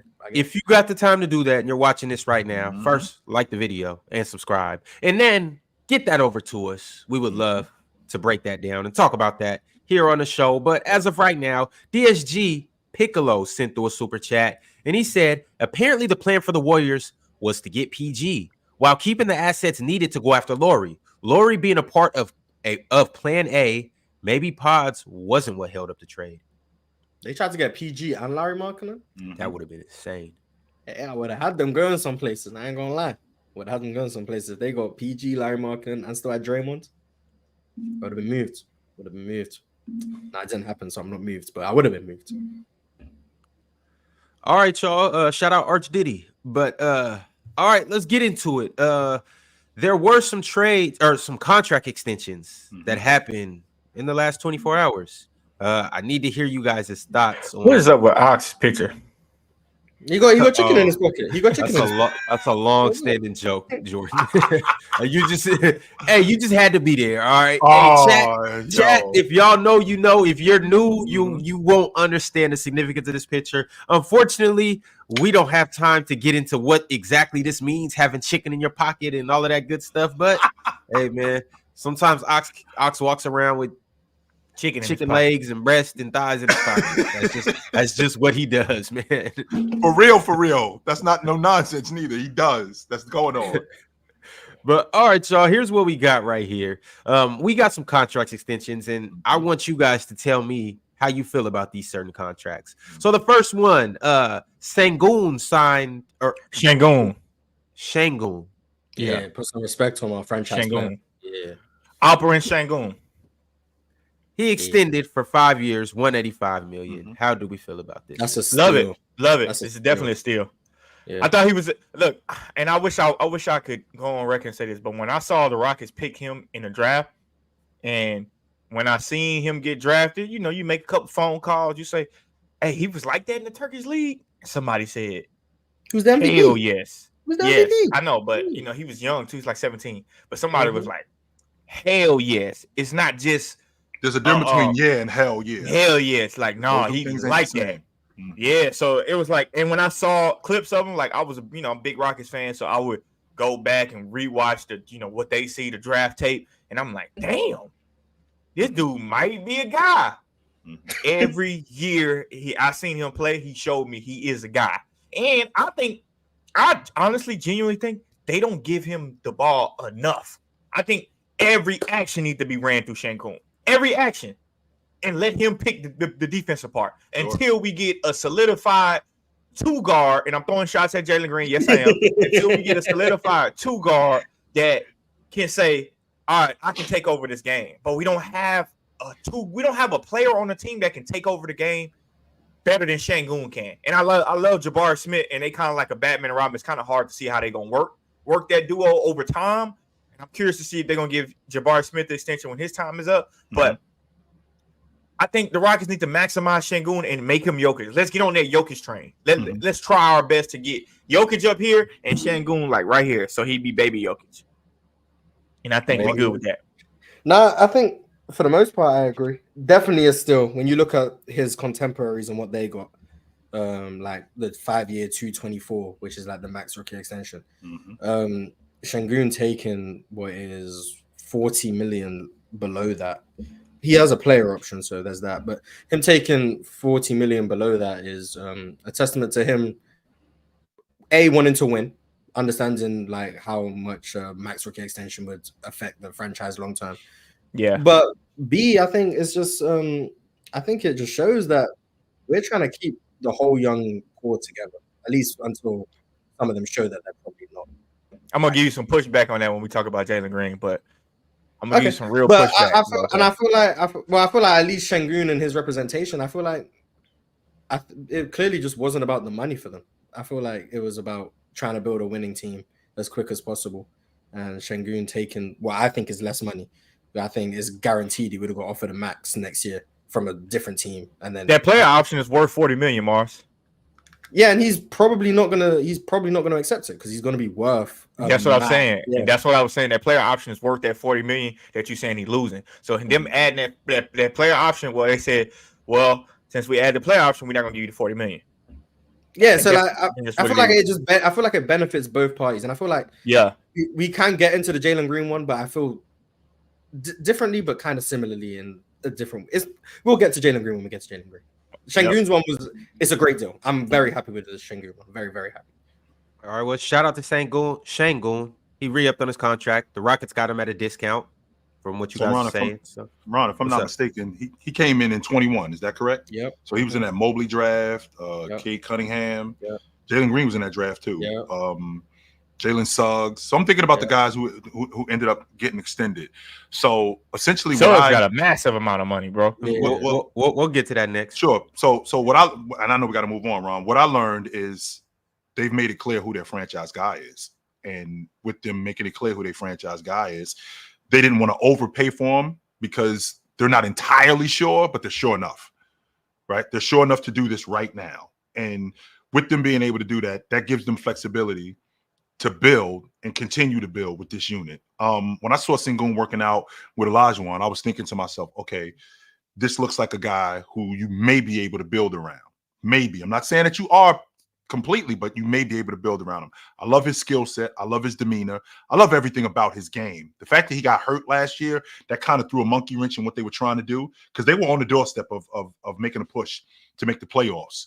And he looks like he embodies everything that a franchise player is. Yep. So I like the fact that they got him for that price. I do like that. Facts. I think he is the franchise player, bro. And I'm telling you, man, run every action through him. Like, and you can get similar actions. Like I'm saying, like if Sengun runs the floor, throw him the ball when he's running the floor. All right. If he don't get it, let him catch it at the top, go right into a handoff, let Sengun make every read. We just don't have competent enough players. And I love Fred VanVleet, but he's just not the point guard that I think the Rockets will want. Now, Jordan, really quickly, and I want you to continue with that, but you got to remember where we're coming from here, right? We're coming from Paul Silas, who it was Romper Room, it was Animal House. No, Steven Silas, the worst coach in NBA history. I'm sorry, I meant to say second one, but yes, I apologize. You're coming from Steven Silas, who it was Romper Room, right? It was Animal House. We had no idea, we had no direction, no idea what we were doing. So now we get Ime Udoka coming in, and now he's got to change the culture with that crew. He's got to change the culture with that crew. He doesn't know who Sengun is. He's finding out who Sengun is. So I think that you'll see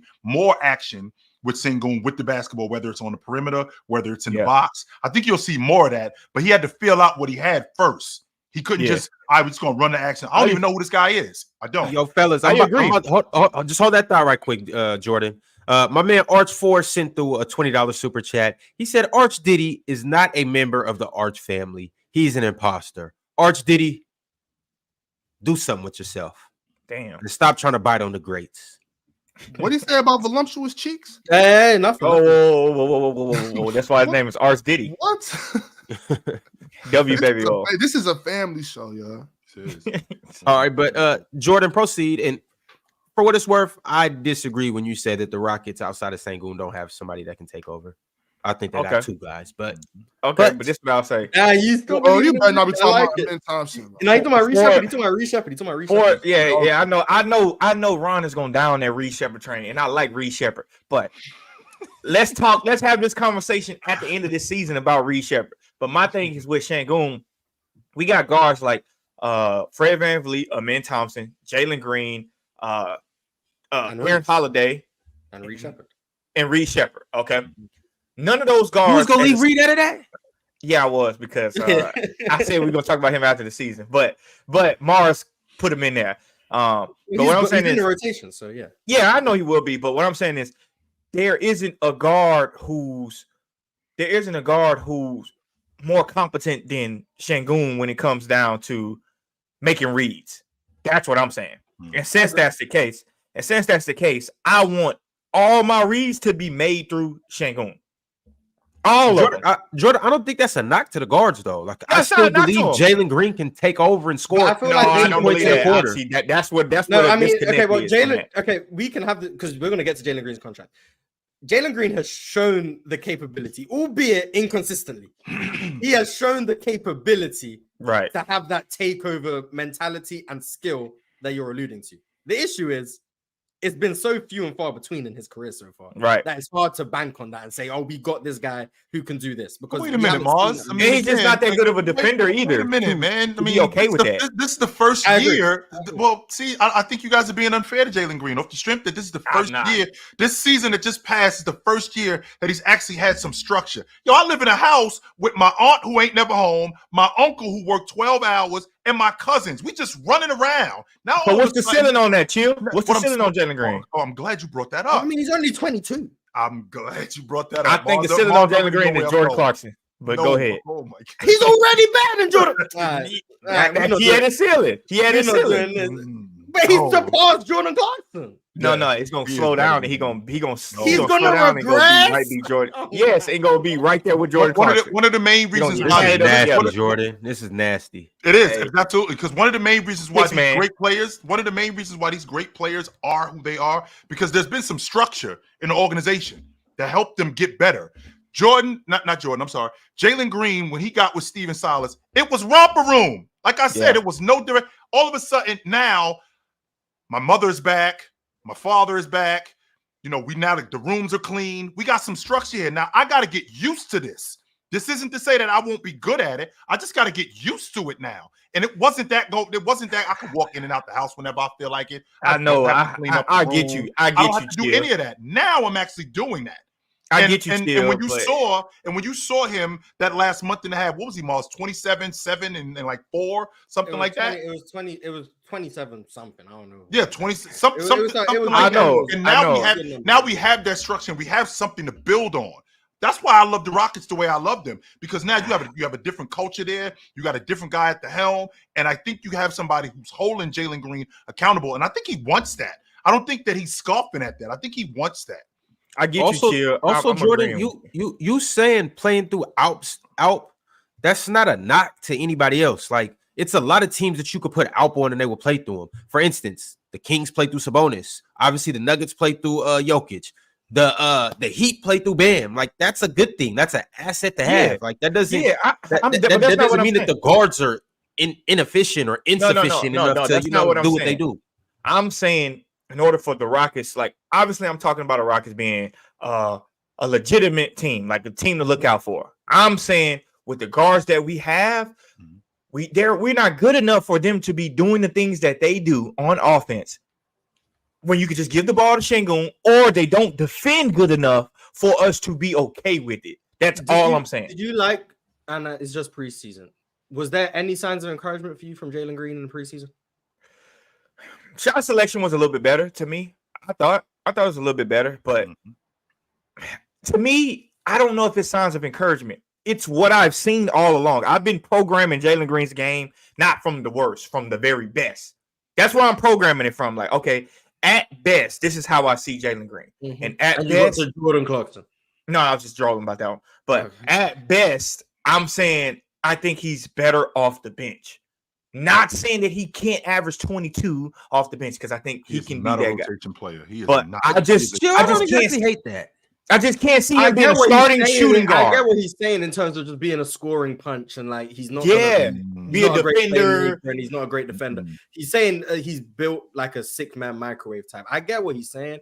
I guess I'm just higher on the high end upside of the scoring. Yes, that's where I'm I at. think- How much higher do you think his scoring will be? I think you can get a 20. I think you can get 25. I mean, Hold on. With winning. Yeah, winning. I mean, this year is probably the last year I'm holding out hope. If I'm being honest, I think he can be a high volume scorer. I don't know what numbers that is, like 25, 26. I think he can do that and be relatively efficient. He's not going to be Steph Curry efficiency. I don't think. Right. I don't expect that. But I do think he can be a relatively efficient player. I think it's dependent on shot selection Yep. and just him making wide open 3-point shots. Last year, I think he shot like 30% on catch and shoot threes. That can't be the case. He has to be an efficient catch and shoot player. And that comes from playing off of Sengun, getting double teams in the post. Yep. I agree. Jalen Green should get 3 wide open threes a game just Game. off Sengun double teams. And if he can make them at a high clip, that's 6 points right there. If he can then just play with pace and patience, which I liked in the I think preseason. pace and patience is the main thing for me. And He doesn't have that. Yeah, but in the preseason, it looked like it was It looked better. like it. Yeah. It looked like it was better. Now we're going to see tomorrow against Charlotte how it looks, and then when we play against real teams, no disrespect to Charlotte, we're going to see how it looks over the course of the season. But if those things are developing how I believe they can, and how I've seen his workouts, he's working on the stuff like patience and pace and those things, and his balance and all of those things. He's working on the right things. So if that translates, I do think Sengun and him are the two franchise cornerstones until Amen Thompson shows that he's that guy. And I think Sengun and Jalen Green complement each other well enough to where that's your guards and big duo. That they play off each other if Jalen Green holds up his end of the bargain. And I think that's the future of the team. And his maturity levels have increased exponentially. I remember Jalen Green, end of his rookie year, they asked him, "What did you learn this year?" This is a team that won 10 games. You know what he said? "I learned that I'm a bucket." Yeah. What? Like, I saw- he was so immature. The level of development mentally is huge for him. Yeah, because I saw that on PG's podcast, and he was like, and PG was like, man, it's a couple games I haven't really, I didn't score, and he's like, oh no, I'm gonna get me a bucket, and it's I'm gonna make sure I get 2 points. That's like, all right, brother. Like that's and you don't score that well for us to believe that. That's my thing. Like, you don't score that well to if PG can have a scoreless game, why can't you? That means your mindset is worried about the wrong thing. Like you worried about the wrong thing. But that level of maturity is huge. To Mars' point, I agree with that though. But all right, so Mars, let's have this conversation at the end of the season. If it doesn't go my way, I'm here for this conversation. I can't. It's gonna happen one way or another. Yeah. But all right, so I'm gonna move on to another Jalen that signed a contract extension. My man Jalen Suggs signed a 5-year, $150 million contract extension with the Orlando Magic. How do we feel about this? I think that's optimistic. I think it's very optimistic. I think they're betting on another more growth from him offensively that I don't know if I see in terms of being an on-ball creator, being a point guard. Because right now he's an off guard, and they've got KCP.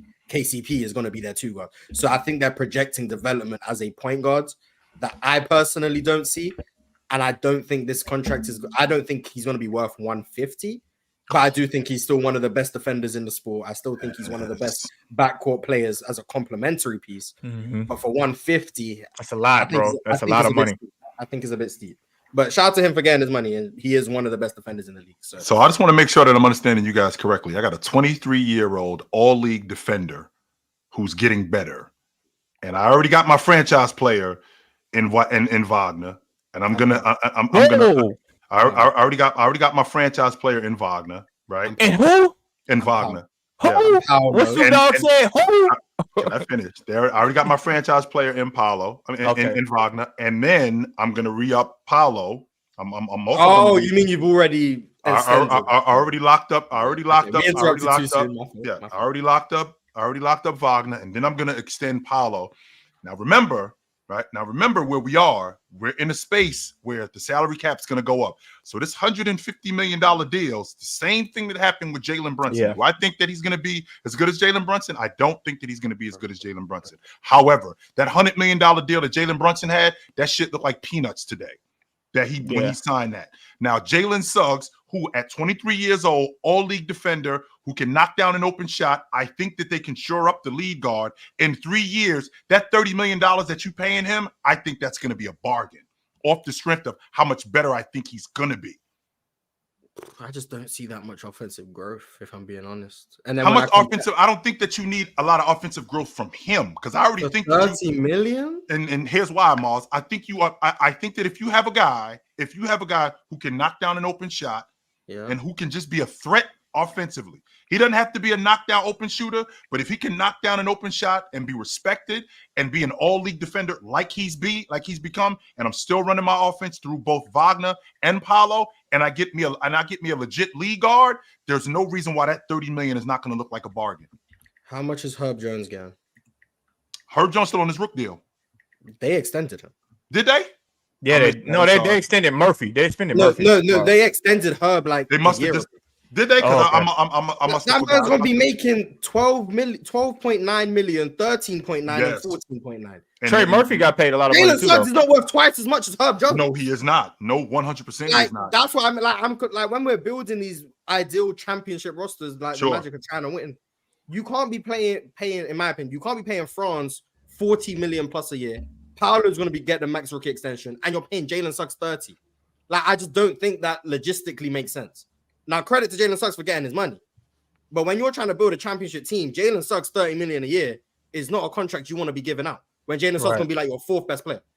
Like, but here's the difference, though, Mars. When we're talking about building, but when we're talking about building a championship unit, remember, Mars, this ain't baseball, this ain't football. You ain't winning on the cheap in the NBA. You gotta pay, and I don't think that this is an overpay for Jalen. I don't think this is an overpay for Jalen Suggs off the strength of what I'm getting in terms of value. I know you're looking at the offensive end. I think he can be respectable as a shooter. I think he can be respectable as a driver, and I think he can be an elite. I think he can be elite on the defensive end on the perimeter. And if he's doing that, plus him being respectable at 30 million, I think that's a bargain.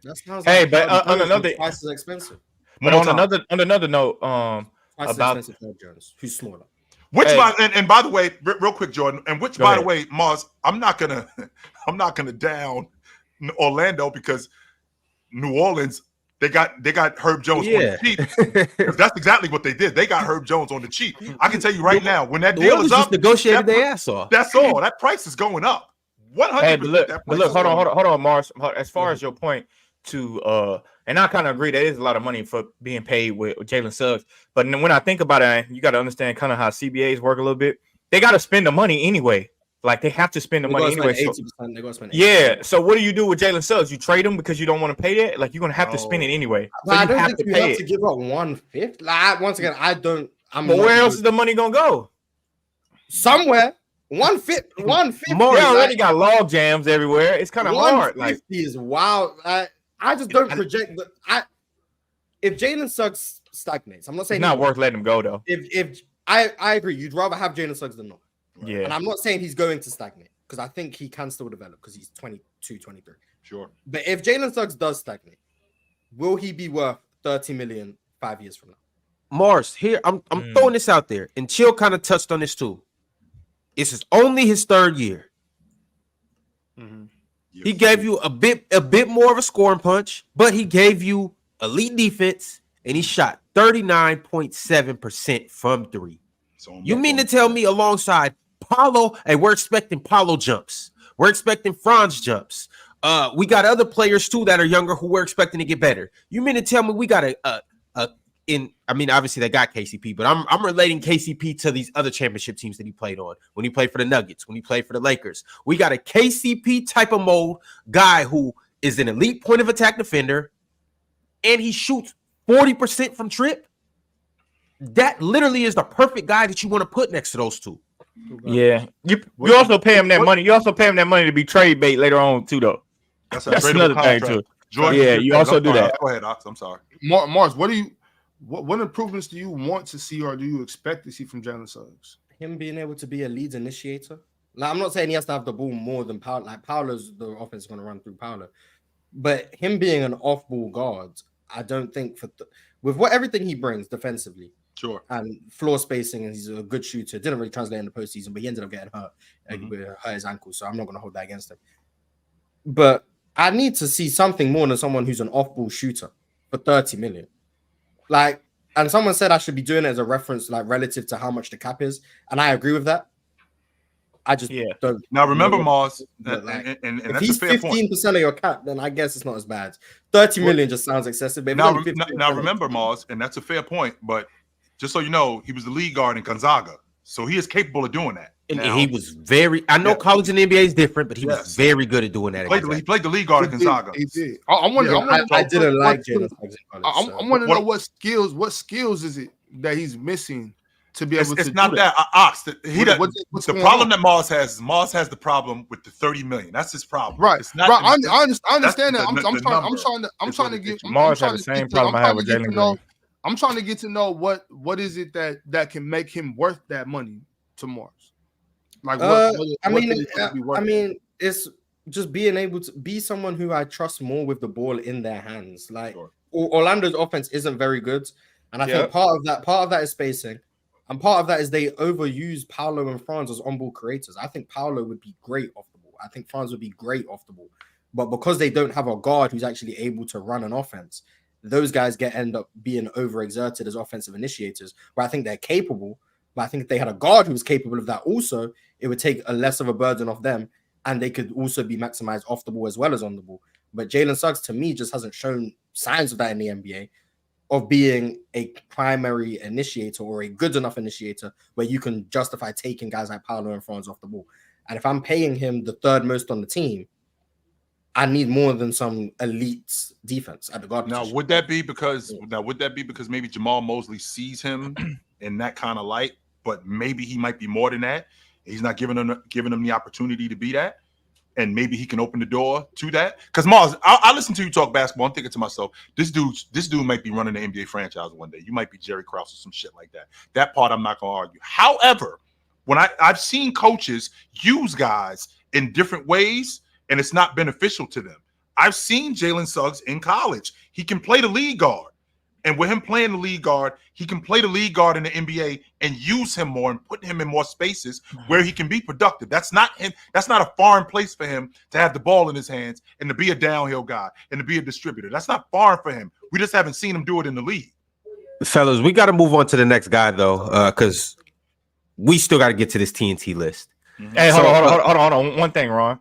Basically, with Jalen Suggs, Mars has the same problem I have with Jalen Green, just reversed. That's it. That's it.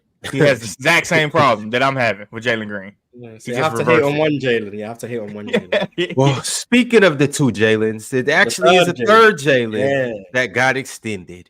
Jalen Johnson for the Atlanta Hawks signed a 5-year, $150 million contract extension. Thoughts on this contract is going to age like wine. Fine wine.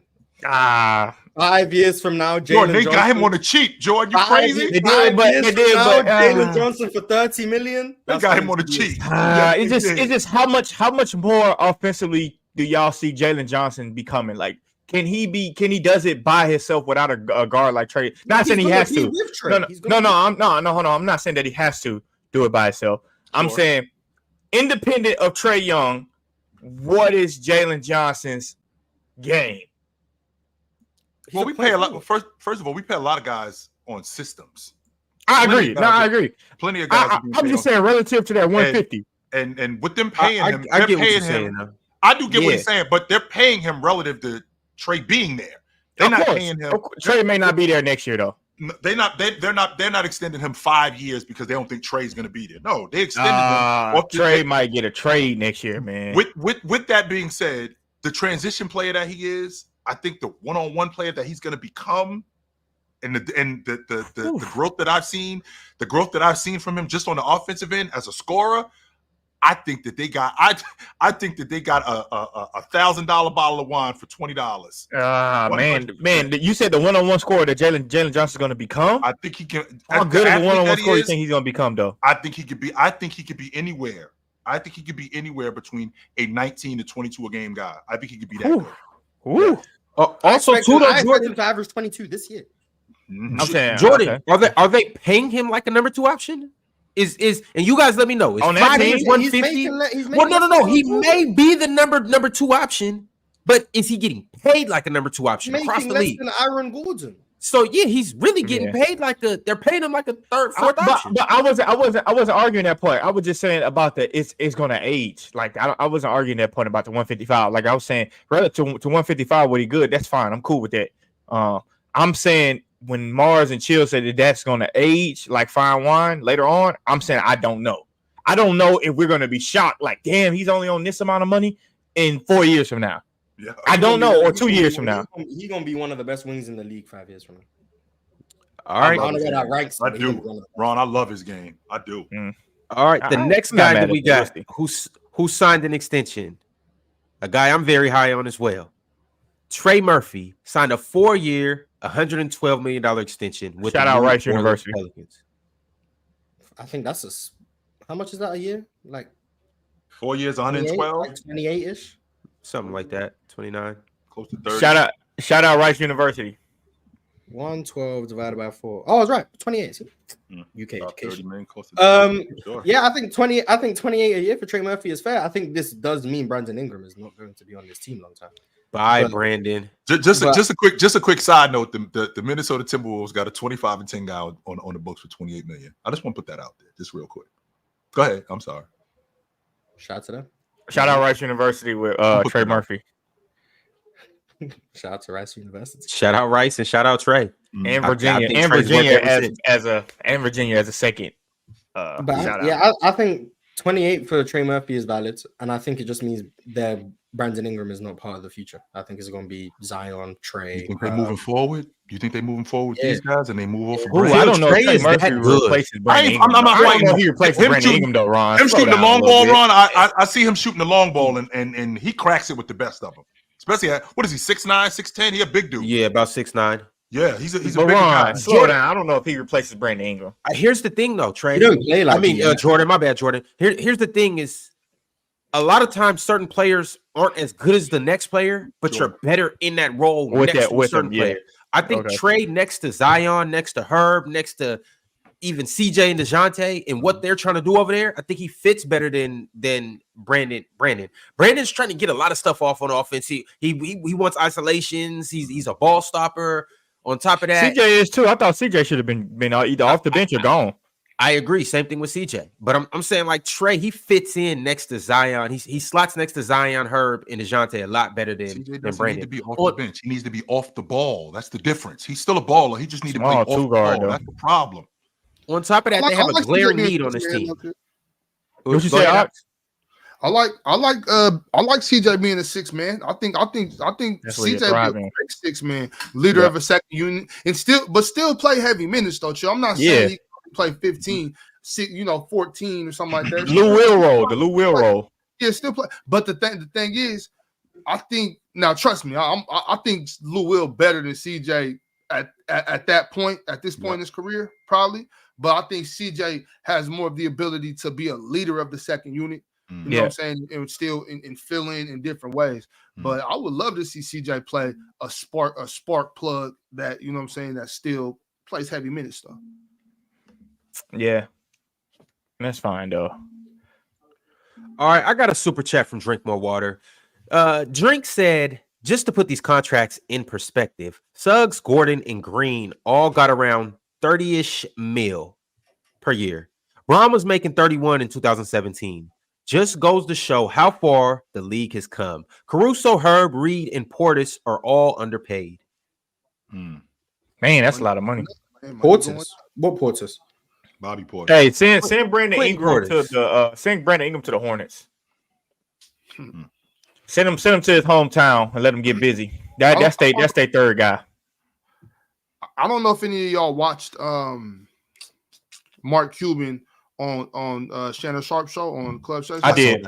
I watch anytime I see Mark Cuban, I click. It don't got to be about basketball. If it's Mark Cuban, I'm watching it. And so I seen that, and he was saying that it's not going to be long. There's going to be $1 billion contract. We're gonna have $100 million. We're gonna have $100 million guy. That's why they're expanding the league. That's why they're expanding the league to these different times and dates and all this other stuff. Like that's why they're doing that. It's more exposure. That's why they're allowing these European players to come and play because you get their fan base. Of course, that was the key into doing all of that. Well, think about this, Ox. I mean, Anthony Davis, the last year of his deal, he on the books with the Lakers. The last year of his deal, he on the books for $70 million. We're gonna see $100 million guy. That's gonna happen.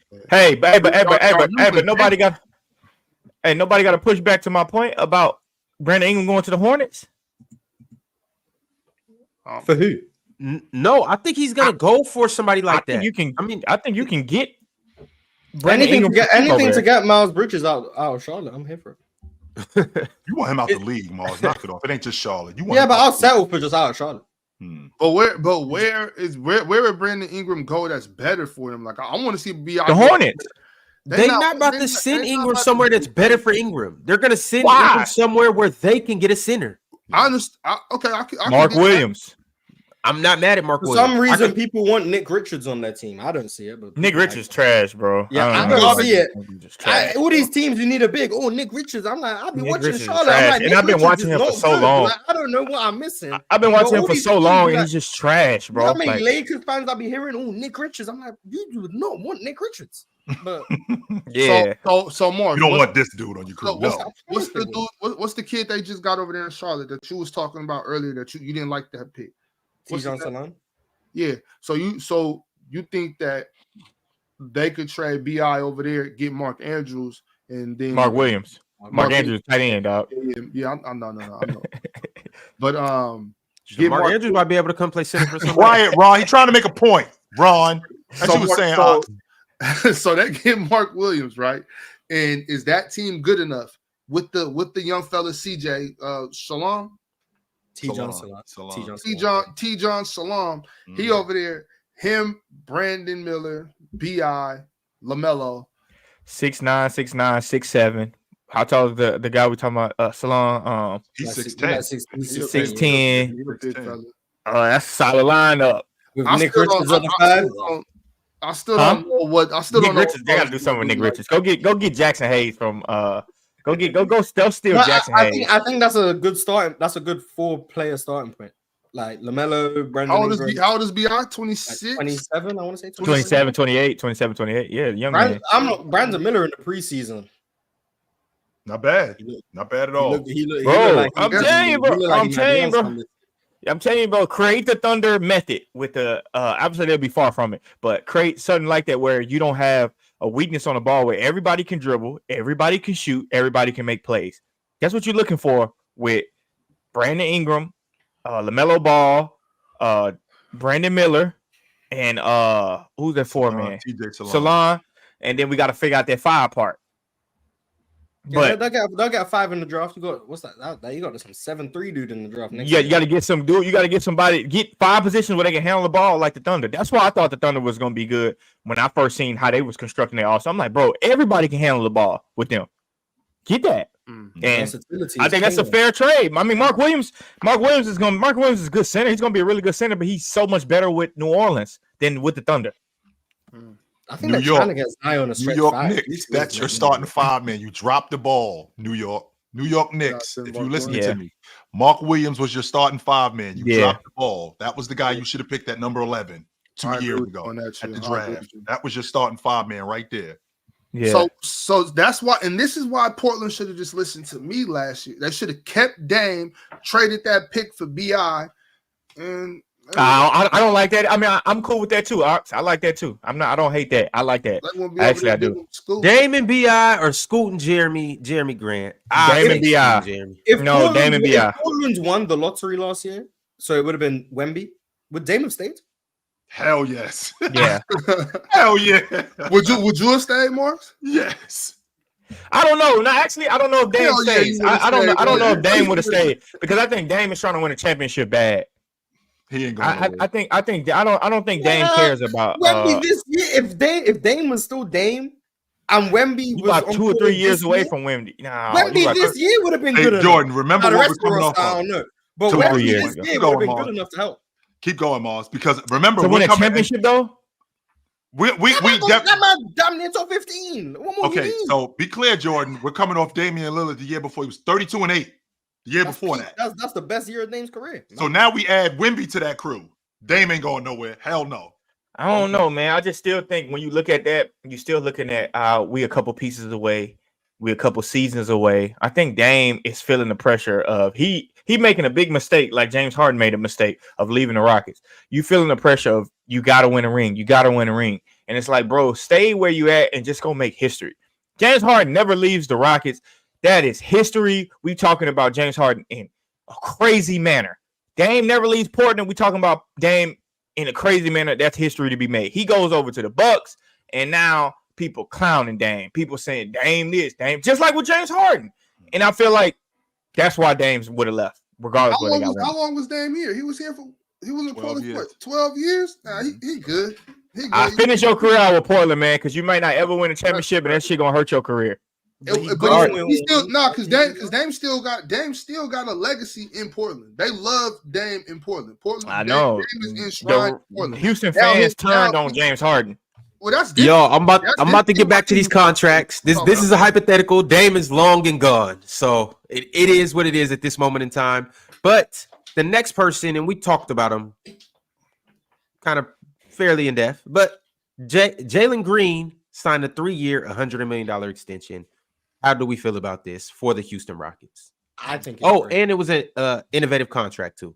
I think it's great. Wasn't a bad deal, but Explain the innovative contract part to me, so I'm clear. I want to make sure He's that I understand this. he's the first player to take a 2+1 off his rookie extension. Mhm. I think, especially when it's like over 100 million. So, Sure. like, normally they don't even give out player options on rookie Right. extensions. So he's making history in terms of Right. how this I contract understand. is laid out. He also made history by being the first one to go to the G League Ignite. We just make history. That's what we do. But I genuinely think this is a great deal for everyone involved. Jalen I do Green. too. Jalen Green gets some financial security for the next 2 years. He also gets to play himself into an actual max, which is what he's going to be trying to do. Mhm. He's not tied down. He's not tied down long term. So if he's not panning out, Houston have a tradable contract in about a year or so because Jalen Green's contract will be running down. But if he does pan out, he can get extended sooner, and Houston have a max contract worthy guy for cheap in the next 2 years if he elevates to the level he can get to. So if he plays at the level he's meant to, Houston have him on a cheap. If he doesn't play at the level he's meant to, Houston can move him because his contract isn't long term. And for him, if he plays to the level he's supposed to, he gets a max contract sooner than damn near anyone in his draft.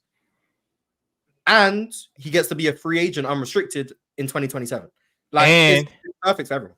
And I'm gonna play devil's advocate, but not really, because this is how I feel. But and if it's a contract that's innovative, Ron, because they get to trade him midway. You want him out of there, though. That's what. See, Jordan, we can't talk about. I said the same thing. I just said it. It's a tradable contract. But Morris, you don't want him traded. Jordan wants him gone. Jordan wants him out of the city. I wanted to be Mars want to give him one more chance. I don't want to give him no more chance. Jalen Green isn't good, then I'm perfectly get off of Jalen Green.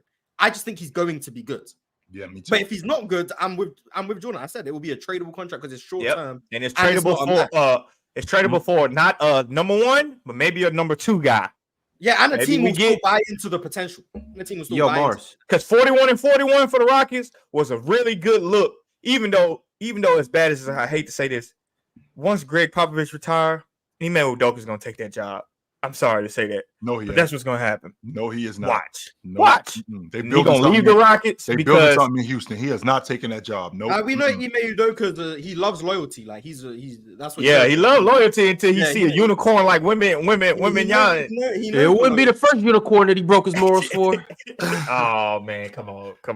Hey, I'm with you on that. I'll be out of there if Pop leave and I get San Antonio. I'm taking that, bro. Why wouldn't you coach a generational player rather than some guys like Jalen Green? Why wouldn't I do that? Hey, respect Sengun. That's baby Jokic. I get you, but Wemby is a bigger generational player. You know Wemby do for his career. How come Sengun gave him 45? I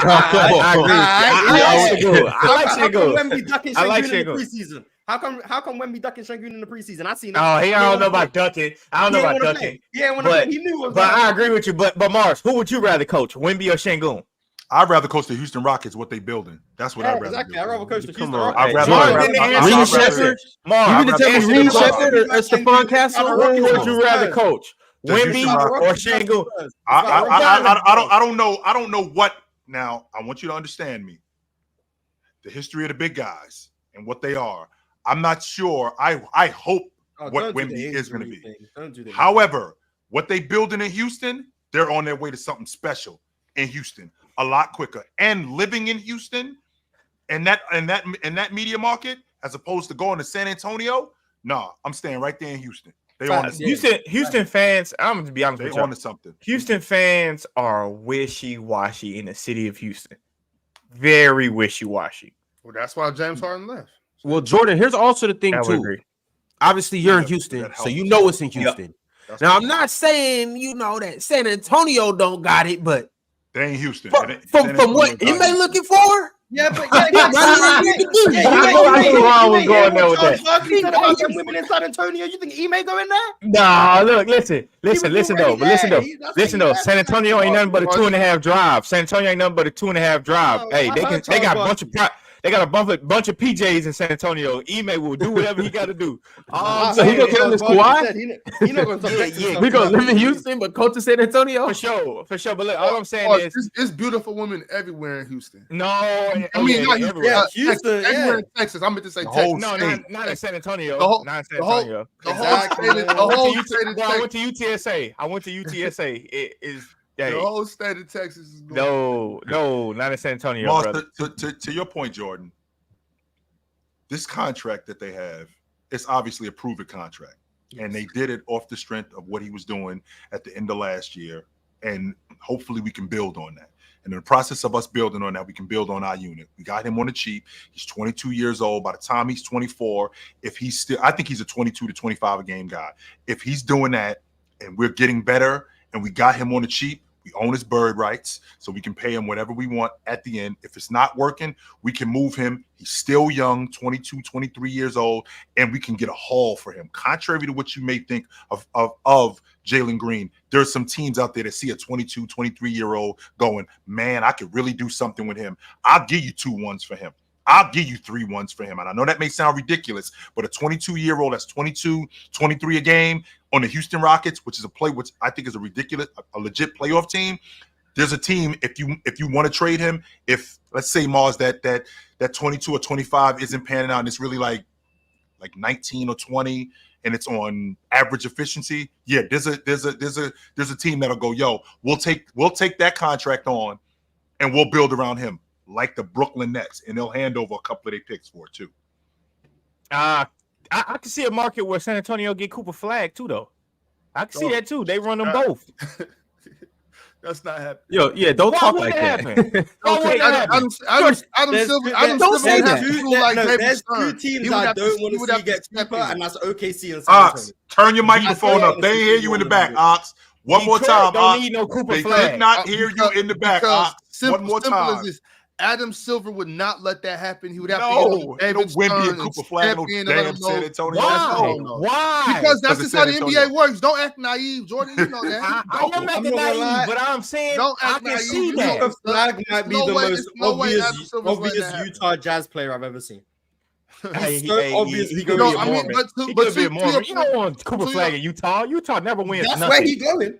Utah never wins nothing. You got to put him on a team that wins something. The He Spurs is win going something. to Utah. You Yeah, cannot but- let Cooper Flag I go to knew Utah Wemby and was waste his going to San career. Antonio, and I know Cooper's going to Utah. Cooper Flag is going over there to the Spurs. They're not going to waste Cooper Flag career. They're not going to waste his career, put him in Detroit, put him in Washington. Jordan, you Yeah, remember the that's- last time the NBA had the Great White Hope? That was Larry Bird. Yeah, he But went they to paired him with another Great White Hope. complexion guy, and Yeah. that was Kevin McHale. Yeah. You got Cooper Flag and Laurie Wemby. Marketing. Oh God, hell no! I thought you for sure was gonna say Wemby, but Nah, you can but I see where you would They take have this. to fit the demographic. That's why they in Utah. Like, I'm telling you, Hey, that's what's going to happen. they cannot send these guys to teams that's gonna waste their career. They Or just they not. they send him the two Great White Hopes, Cooper Flag, Matas Buzelis. Hey,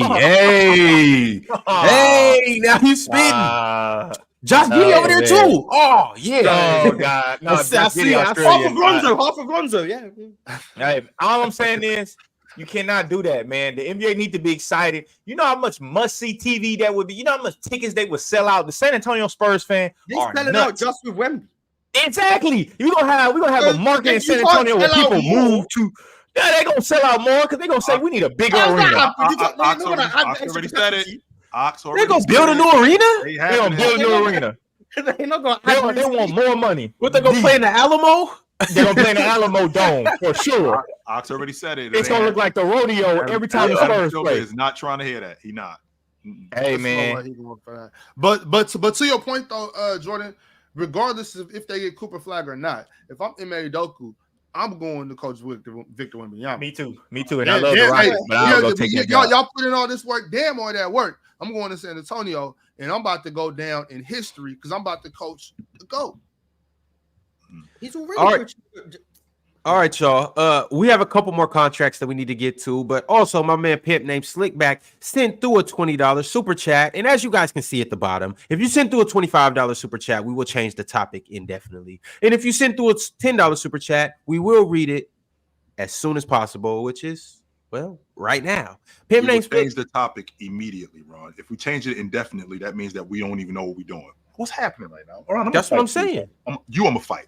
Yeah, but but I'm saying, chill. It's not supposed to say that though. Claire messed it up. It's never gonna be immediate with Ron. You know he's gonna get to it like 20 minutes later. Nah, it's gonna be immediate. As And you were saying, that's- Ron. Go ahead, and that's Ron. why we Go ahead, have Ron. Pimp named Slickback's super chat right now.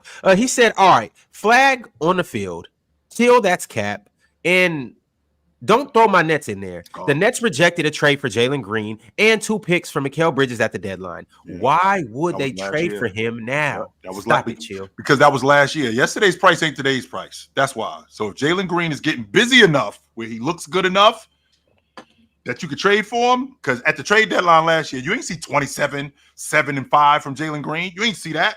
No. But if you see something really good, and now the Houston Rockets may want to put him on the table, y'all goofy enough to give it up. I promise Houston wasn't offering Jalen Green and them picks for Mikal Bridges. I don't know why Brooklyn decided to lie. I promise they wasn't. I can see that. I think they were. They were goofy enough. To Plus give it the up. picks. I don't even mind if you think Houston was offering because I don't know if they valued their picks. Getting Jalen Green and Jabari Smith and Sengun. I think it was like another one of them. Damn, we got to get another high end draft pick. Let's just try to get somebody that can get us to the playoffs. Possibly. No, damn well one of them picks was the key to Cooper Flag. They weren't offering up the picks plus Jalen Green. I don't think the Rockets sneak in Cooper Flag. I think they out of that conversation. Well, now they. Cooper Flag. We got a couple more contracts that I want to talk about though. Yep. Corey Kispert signed another contract extension, 4-year, $54 million. Mars, I know you're fairly high on He's Corey. gonna be traded to a contender at some point. Yeah, that's a good deal to be traded too. Yeah, that's him. That's a very Valanciunas good ain't deal. gonna be there very long. Malcolm Brogdon probably won't be there very long. Like Corey Kispert, once he gets to a contender, people gonna be like, "Oh my god, this Corey Kispert guy is really good." Now defensively, but He offensively, dropped he's the really ball good. for me a little bit though. He dropped the ball for me a little bit, but Shout out Corey Kispert, another Gonzaga guy. good player. Next, the Warriors extended Moses Moody, 3 years, $39 million.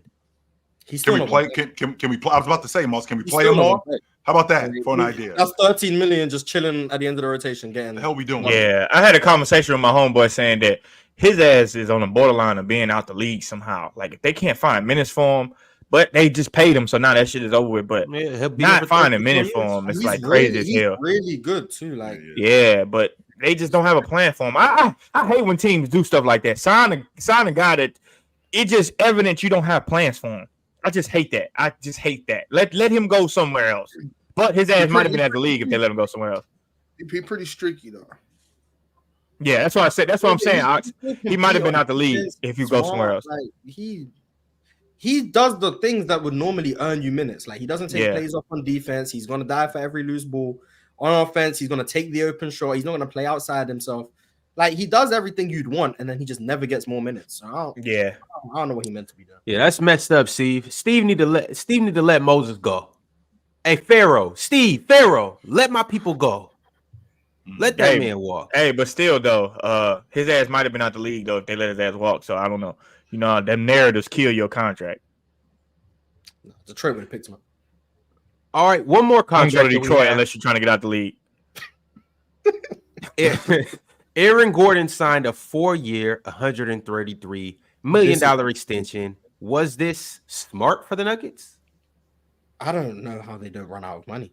MPJ's making crazy amounts of money. They extended Jamal, now Aaron Gordon. Now I don't understand enough about the salary caps, but paying those 4 guys as much as they're about to be paying them is crazy to me. Moss, just so you know, so MPJ and Jamal Murray and Joker, they own all of their bird rights. So because I own your bird rights, I could go over the salary cap with you guys. I don't have to worry about going pay over the luxury tax. No doubt. But They don't mind paying the luxury tax either. But I don't have to pay it as. Here's the difference, though. I don't have to pay that off the strength that I own these guys' bird rights. So I'm not.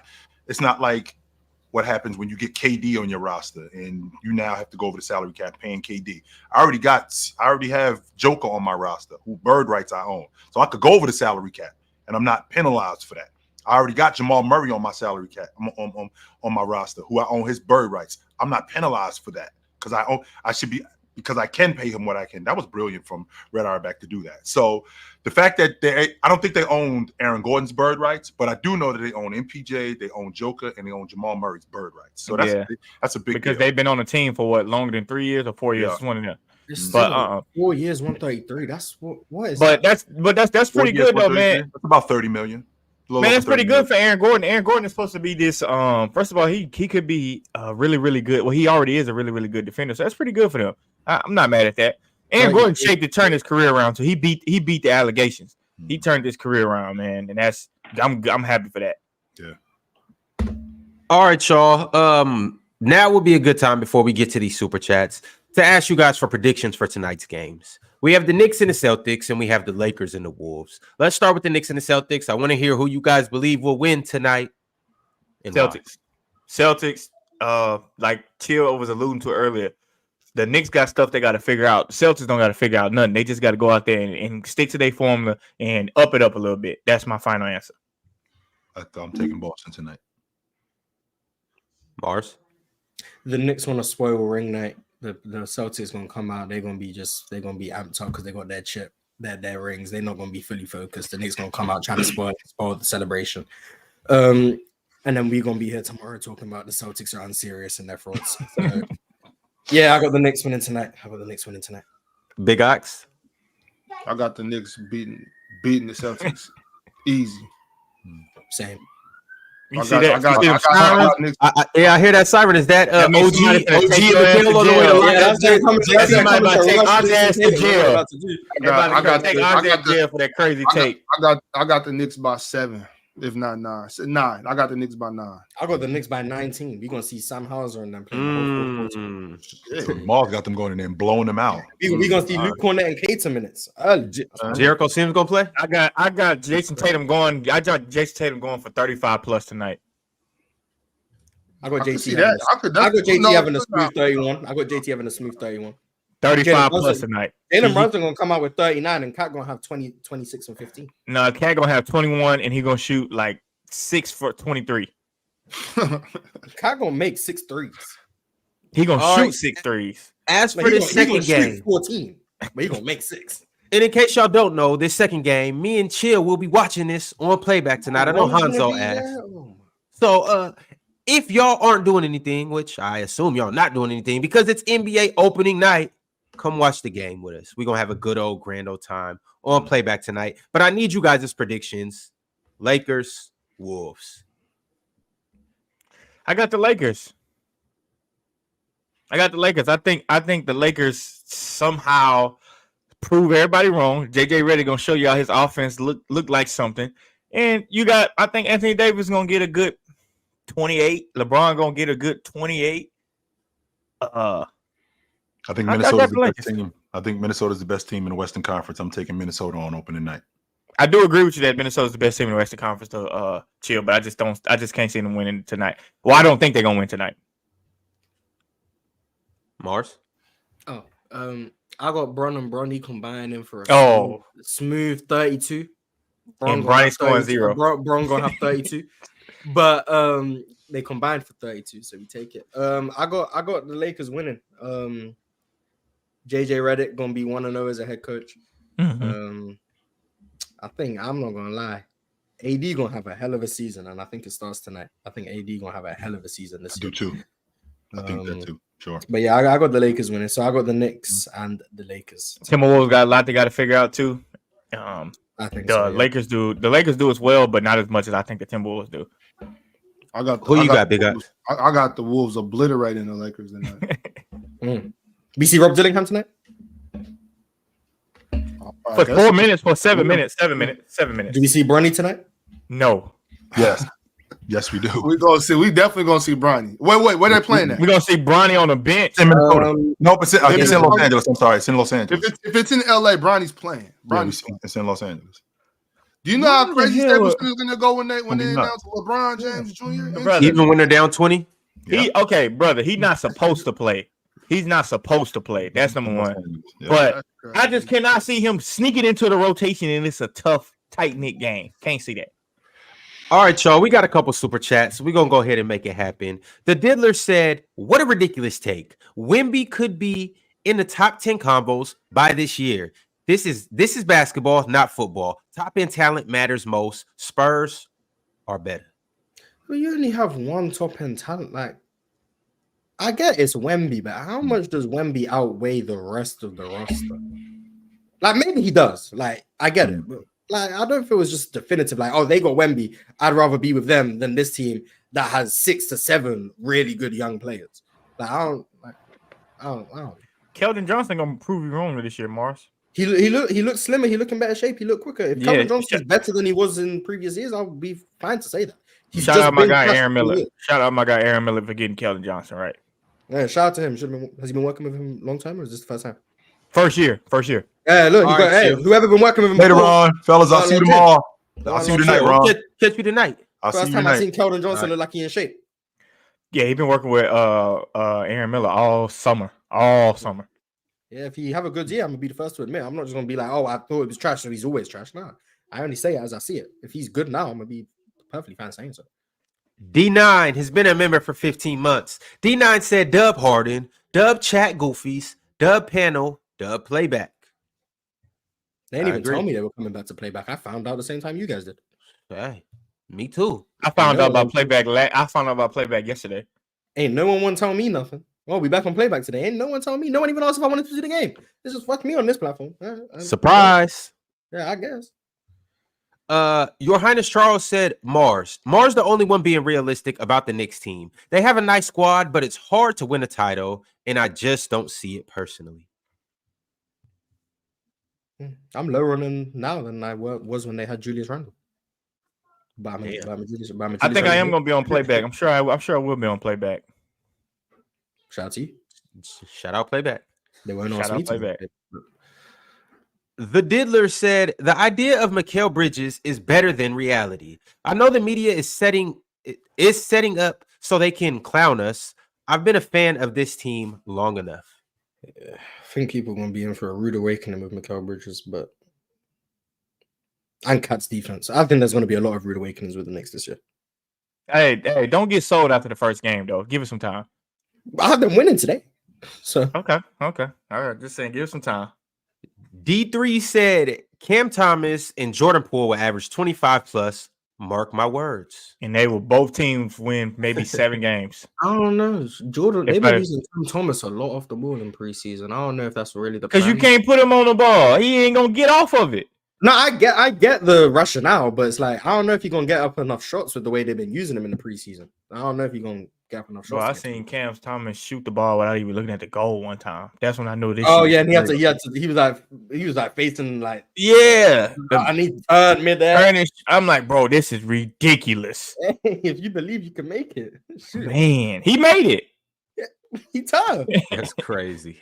Money Man said, was JH13 a tier 1 player in his prime with no chip? Yes. Yeah, come on, man. There was not 5 players better than James Harden. Tier 1.5. 1-3.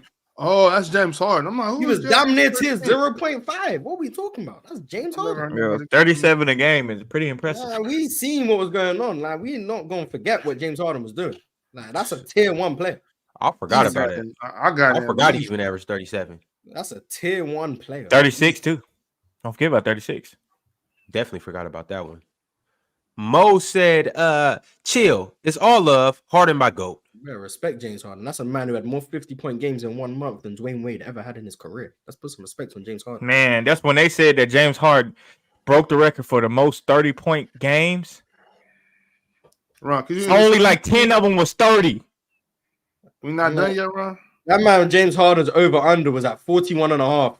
He scored 49. Ron, how much money you made off of James Harden? Like, what are we talking about? They were setting his overs at 41. Like, what are we talking about? And he was getting 50. I lost money because it's James Harden. Because you kept betting the under. You fraud. Take the over. That's James Harden. Yo, Ron, I got a dentist appointment, bro. Come on. Hey, Ox, they say you be capping with your dentist appointments. Yeah, I seen it in the comments. Going to the dentist. I ain't going. Nah, I'm serious about my dental hygiene. I got some. You gonna go 3 times a week? Now I got some stuff like I got this whole right side. They working on it. So. Shout out to them. There you go. Shout out to them. The 77 said Tyler Kolek equals future Steve Nash. Go Knicks. Tyler Kolek's a pretty good point guard. Led college in assists. I like his vibe, man. I like his vibe. I just don't know if the Knicks play him though. That's my thing. He's just not gonna play. Yeah, just not gonna play. That's why I hate that. But he's gonna be a good addition. Mind Goblin said, "Is Ron sitting in heaven? Why it's so bright?" Trust me, Ron ain't. Ron with Jesus. Ron with Yeezy, Kanye West. They about to working on the album. Hey, Mind Goblin, when you shine bright, you just shine bright. That's all it is to it. They're working on Donda 3. Arch Diddy said, Arch 4, save me a plate on Thanksgiving, nephew. Nah, that's his uncle. Tough. Damn. Uncle Diddy, that's crazy. The Diddler said, a U-Haul rental for 30 minutes. F out of here, bruh. What? The Diddler said, Shan Sharp gonna be fighting with Ant courtside. Shout out to Shan Sharp. DSG Piccolo said, what's crazy is Windhorse reported that many expect them to put Bronny out there at some point tonight with Braun. Also, the Griffies will be there too. Oh man, this is corny, man. Now they gotta put him out there. Then History is history. they No, I'm gotta saying put him out there. Then. I'm enjoying him playing with his pops. I've already told you how much I think that is very special. It's damn near tear jerking. I love it. But they making this. Yeah, this is crazy. The It's history. Come on, baby. Listen. This shit ain't even organic no more. Listen, that's what I'm saying. My critique about this, so I good. love what Ron just said about him playing with his pops. I love that too. But I'm a basketball fan, so I really don't give a damn about him playing with his pops. If I take my feelings out of it, I don't want to see it. It's just messing up the NBA. Yeah, but what if he come out? What if he come out there and just make a quick 2 threes? Yeah. Good. Hey, that happens good. Good. out. All right. Prove me wrong. I hope he proves me wrong. But I'm a basketball fan at the end of the day. It's not a family matters for me. Just a basketball fan. From a basketball standpoint, it's not supposed to happen. But from a business standpoint, kudos to y'all. No doubt. Also, too, the Jameses can't hold a candle to the Griffies. I agree with you. Not even close, too, by the way. Not even close. All right. The Diddler with the last super chat of the day. He said, Dub background, by the way, Ox. Some classics up there. Dub YouTube plaque too. Yeah. You see, I don't got no bad boy up there though, Diddler. Sorry about that. Dub DMX. That's one of my favorite rappers. I'll send you some. Dub DMX, one of my favorite rappers. You about to start singing that bumper grind again? The people enjoyed that. We will be on playback later tonight, and then we'll be back on the panel tomorrow to talk about what happened on playback tonight. So I'll see you guys on both. Y'all take it easy. Merry Christmas. We out. Happy New Year. Out of here.